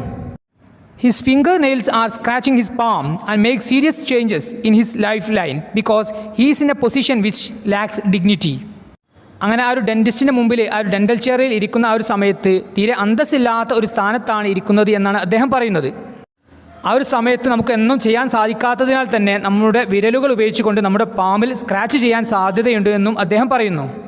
അങ്ങനെ നമ്മുടെ നഖങ്ങൾ ഉപയോഗിച്ചുകൊണ്ട് നമ്മുടെ കൈവെള്ളയിലെ രേഖയിൽ സ്ക്രാച്ച് ചെയ്യുന്ന സമയത്ത് അതിലുള്ള ജീവിതരേഖയിൽ വലിയ മാറ്റങ്ങൾ വരുന്നു എന്ന് കവി പറയുന്നു. അതുപോലെ തന്നെ ഡെൻറ്റിസ്റ്റിന് മുമ്പിൽ ഇരിക്കുന്ന ആ ഒരു ഇരുത്തത്തിന് ജീവിതത്തിലെ തീരെ അന്തസ്സില്ലാത്ത ഒരു വിലയുമില്ലാത്ത ഒരു സ്ഥാനത്ത് നിൽക്കുന്ന പോലെയാണ് എന്നും കവി പറയുന്നുണ്ട്. Because he has to obey the dentist. കാരണം ആ ഒരു ദന്ത ഡോക്ടറെ നാം അനുസരിക്കേണ്ടിയിരിക്കുന്നു. അതായത് അദ്ദേഹം എന്താണോ പറയുന്നത് അത് നാം ചെയ്യേണ്ടിയിരിക്കുന്നു. അതുകൊണ്ട് തന്നെ ആ ഒരു സ്ഥലത്ത് ഇരിക്കുന്ന സമയത്ത് നമുക്ക് തീരെ അന്തസ്സില്ല എന്നും കവി പറയുന്നു. The poet says his mouth is like A section off road on which repair working is going on and the materials are disorderly accumulated. അറ്റകുറ്റപ്പണികൾ നടക്കുന്ന ഒരു റോഡിൻ്റെ ഭാഗം പോലെയാണ് തൻ്റെ വായ എന്ന് കവി പറയുന്നു. അതിൽ സാധനങ്ങളെല്ലാം ക്രമരഹിതമായിട്ട്, അതായത് ഡിസോർഡർ ഇല്ലാത്ത രീതിയിൽ കൂട്ടിയിട്ടിരിക്കുന്നു എന്നും കവി പറയുന്നു. All the nerves in his head R affected. അദ്ദേഹത്തിൻ്റെ തലയിലെ എല്ലാ ഞരമ്പുകളെയും അത് ബാധിക്കുന്നു എന്നും കവി പറയുന്നുണ്ട്. അതായത് ഡെൻറ്റിസ്റ്റിന് മുമ്പിൽ ഇരിക്കുന്ന സമയത്ത് തലയിലെ എല്ലാ ഞരമ്പുകളെയും അത് ബാധിക്കുന്നുണ്ട് എന്നും കവി പറയുന്നു. The doctor polishes the teeth but the poet feels they are being demolished. Doctor പല്ലുകളെല്ലാം പോളിഷ് ചെയ്യുന്ന സമയത്ത്, മിനുക്കിയെടുക്കുന്ന സമയത്ത് കവിക്ക് തോന്നുന്നത് അവയെല്ലാം പൊളിക്കുന്നതായിട്ടാണ് കവിക്ക് ഫീൽ ചെയ്യുന്നത്. The dentist does his treatment with the help of a mirror which terrifies the poet. ഒരു കണ്ണാടിയുടെ സഹായത്തോടു കൂടെയാണ് ദന്ത ഡോക്ടർ തൻ്റെ ചികിത്സ ചെയ്യുന്നത് എന്ന് മനസ്സിലാക്കിയ സമയത്ത് അത് കവിയെ കൂടുതൽ ഭയപ്പെടുത്തുന്നു. Because in the mirror the left is right and right is left. കാരണം കണ്ണാടിയിൽ ഇടത് വലതും വലത് ഇടത്തുമാണ്. So there is a chance of getting confused. അതുകൊണ്ട് തന്നെ ഡെൻറ്റിസ്റ്റിൻ്റെ ഒരു ആശയക്കുഴപ്പം ഉണ്ടാകാൻ സാധ്യതയുണ്ട് എന്നും കവി പറയുന്നു. Then the poet compares the dentist Ulsa, as the Romans used to call a feminine bear. Then പിന്നീട് കവി ഡെൻറ്റിസ്റ്റിനെ ഒരു ഉത്സവമായിട്ട് കമ്പയർ ചെയ്യുകയാണ്. ഉത്സ എന്നത് റോമക്കാർ പെൺകരടിക്ക് വിളിക്കുന്ന ഒരു പേരെയാണ് ഉത്സ എന്നത്. ദെൻ ഈ ഒരു കവി എന്താണ് ചെയ്യുന്നത്? ഡെൻറ്റിസ്റ്റിനെ ഒരു പെൺകരടിയുമായിട്ട് കമ്പയർ ചെയ്യുകയാണ്. Then he says, in the dentist's hand there is a crowbar and a mirror. കവി പറയുകയാണ്, ദന്ത ഡോക്ടറുടെ ഒരു കയ്യിൽ കുന്തവും മറ്റേ കയ്യിൽ ഒരു കണ്ണാടിയുമുണ്ട് എന്ന് കവി പറയുന്നു. Finally, when the dentist coats his teeth with some polishing stuff, the poet feels that the stuff are something that used to shine on horse hoof. അങ്ങനെ ദന്ത ഡോക്ടർ അതായത് ഒടുവിൽ ആ ഒരു ദന്ത ഡോക്ടർ പല്ലുകളിൽ ചില മിനുക്കുപണികൾ ചെയ്യുന്ന സമയത്ത്, അതായത് അവസാനമായിട്ട് കോട്ടിങ് കൊടുക്കുന്ന സമയത്ത് കവിക്ക് തോന്നുന്നത് ആ ഒരു ഡോക്ടർ തൻ്റെ പല്ലിന് കോട്ടിങ് കൊടുക്കാൻ വേണ്ടി ഉപയോഗിക്കുന്ന മിശ്രിതം സാധാരണ കുതിരകളുടെ കുളമ്പുകൾ തിളങ്ങുന്നതിന് വേണ്ടിയിട്ട് അവിടെ ഉപയോഗിക്കുന്ന മിശ്രിതമാണ് എന്ന് കവിക്ക് തോന്നുകയാണ്. The poet gets shocked when the dentist says to him to come back after 3 months. Then 3 മാസത്തിന് ശേഷം വീണ്ടും അവിടെ വരണം എന്ന് ദന്ത ഡോക്ടർ പറഞ്ഞ സമയത്ത് കവി ഞെട്ടുകയാണ്. Then the poet blames the fate for sending him to a dentist. Then ദന്ത ഡോക്ടറുടെ അടുത്തേക്ക് തന്നെ അയച്ചതിനെ വിധിയെയാണ് കവി കുറ്റപ്പെടുത്തുന്നത്. He says one goes to the dentist to keep his teeth clean, and he actually wants his teeth in good condition because he doesn't want to go to the dentist. Then കവി പറയുന്നത് ഒരാൾ ഒരു ദന്ത ഡോക്ടറുടെ അടുത്തേക്ക് പോകുന്നത് അദ്ദേഹത്തിൻ്റെ പല്ലുകൾ നല്ല നിലയിലാക്കാൻ വേണ്ടിയാണ് എന്നുള്ളതാണ്. ദെൻ പല്ലുകൾ നല്ല അവസ്ഥയിലാകണം എന്ന് ചിന്തിക്കാൻ കാരണം പിന്നീട് ഡെൻറ്റിസ്റ്റിൻ്റെ അതായത് ദന്ത ഡോക്ടറുടെ അടുത്തേക്ക് പോകാനുള്ള ഒരു ഇടവരരുത് എന്ന് കരുതിയിട്ടാണ്. ഓക്കെ, ഇത്രയും കാര്യങ്ങളാണ് this is going to hurt just a little bit എന്ന കവിതയിലൂടെ നമുക്ക് മനസ്സിലാകുന്നത്. Here, the poem satirizes the fear towards a dentist by exaggerating the pain and problem caused during the dental treatment. ഒരു ദന്ത ചികിത്സയ്ക്കിടെ ഉണ്ടാകുന്ന വേദനയെയും പ്രശ്നങ്ങളെയും പെരുപ്പിച്ചു കാട്ടിക്കൊണ്ട്, അതായത് എക്സാജറേറ്റ് ചെയ്തുകൊണ്ട് ഒരു ദന്ത ഡോക്ടറോടുള്ള ഭയത്തെ ആക്ഷേപഹാസ്യ രൂപത്തിൽ കവി വിവരിക്കുന്നതാണ് ഈ ഒരു കവിത.